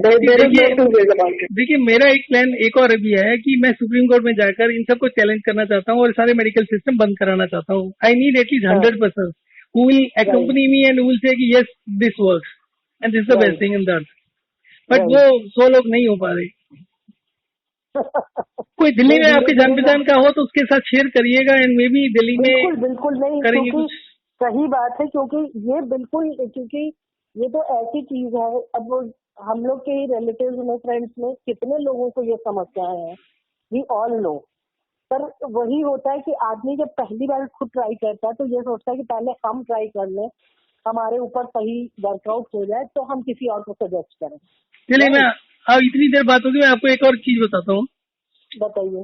किसी ने मार्च के महीने में मुझे बोला, 5 अप्रैल में कि ये एक ब्रह्म कुमारी का एक ऑर्गेनाइजेशन है, तो वहां पर एक प्रोग्राम है, आप चलिए। तो मैंने कहा जी देखिए, पहली बात तो मेरे को भगवान का कीर्तन और ये सब करने में बड़ी खुंदक आती है, दूसरी बात मुझे लेक्चर सुनने में बड़ी, क्लासरूम वगैरह टाइप से जो लेक्चर देते हैं ना, बड़ी खुंदक आती है, तो मैं उनको टॉलरेट नहीं कर सकता हूँ। तो माई ओनली इंटरेस्ट इज कि अगर आप मुझे 1 से 2 घंटे दिला सको कि मैं अपना ये वाला जो सिस्टम है इसको मतलब स्प्रेड कर सकूँ, इसके बारे में लोगों को बता सकूँ। तो जो लोग ऑर्गेनाइज कर रहे थे वो उनके रिलेटिव थे जिनसे जो मुझे जाने के लिए कह रहे थे, तो फाइनली दे प्रॉमिस मी कि आपको 1-2 घंटे दे देंगे। तो मैं चला गया। 10 बारी कहने के बाद कि मेरा कोई इंटरेस्ट नहीं है, मैं नहीं जाना चाहता, और अगर मैं चला गया और मुझे टाइम नहीं मिला मैं पूरे प्रोग्राम का बेड़ागर कर दूंगा। तो finally then I asked them कि भाई अब टाइम दो, 2 या 3 दिन का रेजिडेंशियल प्रोग्राम था, तो we stayed there for 1 night. तो कहते जी आपको 1-2 घंटे तो नहीं, आपको 10 मिनट दे देते हैं। तो बड़ा गुस्सा है कि 10 मिनट में, अभी तो आप ही के साथ 1.5 घंटा हो गया। तो फिर लोग जब क्वेश्चनिंग करते हैं, जब 100 लोग सामने बैठे हों तो हर आदमी अलग अलग क्वेश्चन करता है, तो आप 3-4 घंटे तो पता नहीं चलते कहाँ गए। तो फाइनली फिर मैंने कहा चलो जी इसी में 10 घंटे में मैनेज करने की कोशिश करते हैं। उसी से मैं दिमाग लगाया क्या करूँ कैसे करूँ। तो मैंने कहा यहाँ पर एक एडवांटेज है, हमारे सामने 80-90 लोग बैठे हैं। तो आई टोल्ड देम कि जो लोग सुबह उठकर पानी पीते हैं और जो खाने के साथ पानी नहीं पीते, खाने के बाद आधे 1 घंटे बाद, पौने घंटे बाद पीते हैं, वो सारे लोग एक तरफ हो जाओ, और जो खाने के साथ पानी पीते हैं वो एक तरफ हो जाओ। उसके बाद हाथ खड़े करोगे दोनों तरफ से सारे लोग जिनको ब्लड प्रेशर ब्लड शुगर है। 80 to 90% जो हाथ खड़े हुए वो उनके थे जो सुबह पानी पीते थे। ये देखते ही सारे लोग हिल गए। अब वो जिसने 10 मिनट दिए थे, ये तो मैंने समेट दिया 1 या 1.5 मिनट में। अब वो वापिस आ गए जी नहीं जी आपको 10 मिनट भी नहीं दे सकते। एंड पब्लिक स्टार्टेड सेइंग कि no we don't want your programme, हमें यही प्रोग्राम चाहिए। राइट। उसके बावजूद they denied and nobody had the guts over there जो कह सके कि भैया हमें आपकी बात नहीं सुनी, we are walking out of this room and हम बाहर जाके बात करेंगे। बिकॉज जो खर्चा करना था कर चुके थे। नथिंग कुड हैपन, बट हर आदमी सोशली अपने आप को ऑकवर्ड नहीं प्लेस करना चाहता। And unless until we overcome that fear, we have to stand out and we have to say कि we are part of it. तो अपने आप को एक्सपोज करना बहुत ज्यादा जरूरी है। मतलब ये छोटी छोटी चीजें हैं, there are lot of other things also. And people don't spare so much of time also for listening. उसके बाद खैर 2-4 लोगों ने मुझे पकड़ा, अलग से अलग अलग प्रोग्राम थे, जैसे मान लीजिए कोई बीच में खाली टाइम था, उसमें 1-1, 2-2 घंटा लोगों ने 3-3, 4-4 घंटे डिस्कशन किए। पर जो एडवांटेज एक ग्रुप के साथ होता है ना कि आपने 100 लोग हैं तो 100 लोगों के साथ कुछ इस तरीके का वोटिंग कर लिया आपने, तो इमीडिएटली वो एक रिजल्ट देता है, वो सबको दिखता है वो, which is more convincing. Anyway अभी भी मैं ट्राई करता हूँ कि कोई इस तरीके से ग्रुप हो। व्हाट्सएप पर अभी कल एक ग्रुप डाला था हेल्थ का, मेरे ख्याल से 80 लोग छोड़ चुके हैं अभी तक, 80 नहीं 100 लोग छोड़ चुके हैं सुबह से। अच्छा, उनको भी कंसेप्ट हाइड्रेशन डिहाइड्रेशन समझ नहीं आता। मोस्ट लाइकली वो जो 250 लोग थे उस ग्रुप में, उनमें से ज्यादातर people were trying to sell something, कोई तेल बेच रहा है, कोई कुछ बेच रहा है। तो अब उसका पहला रूल मैंने अपने ग्रुप का लिख दिया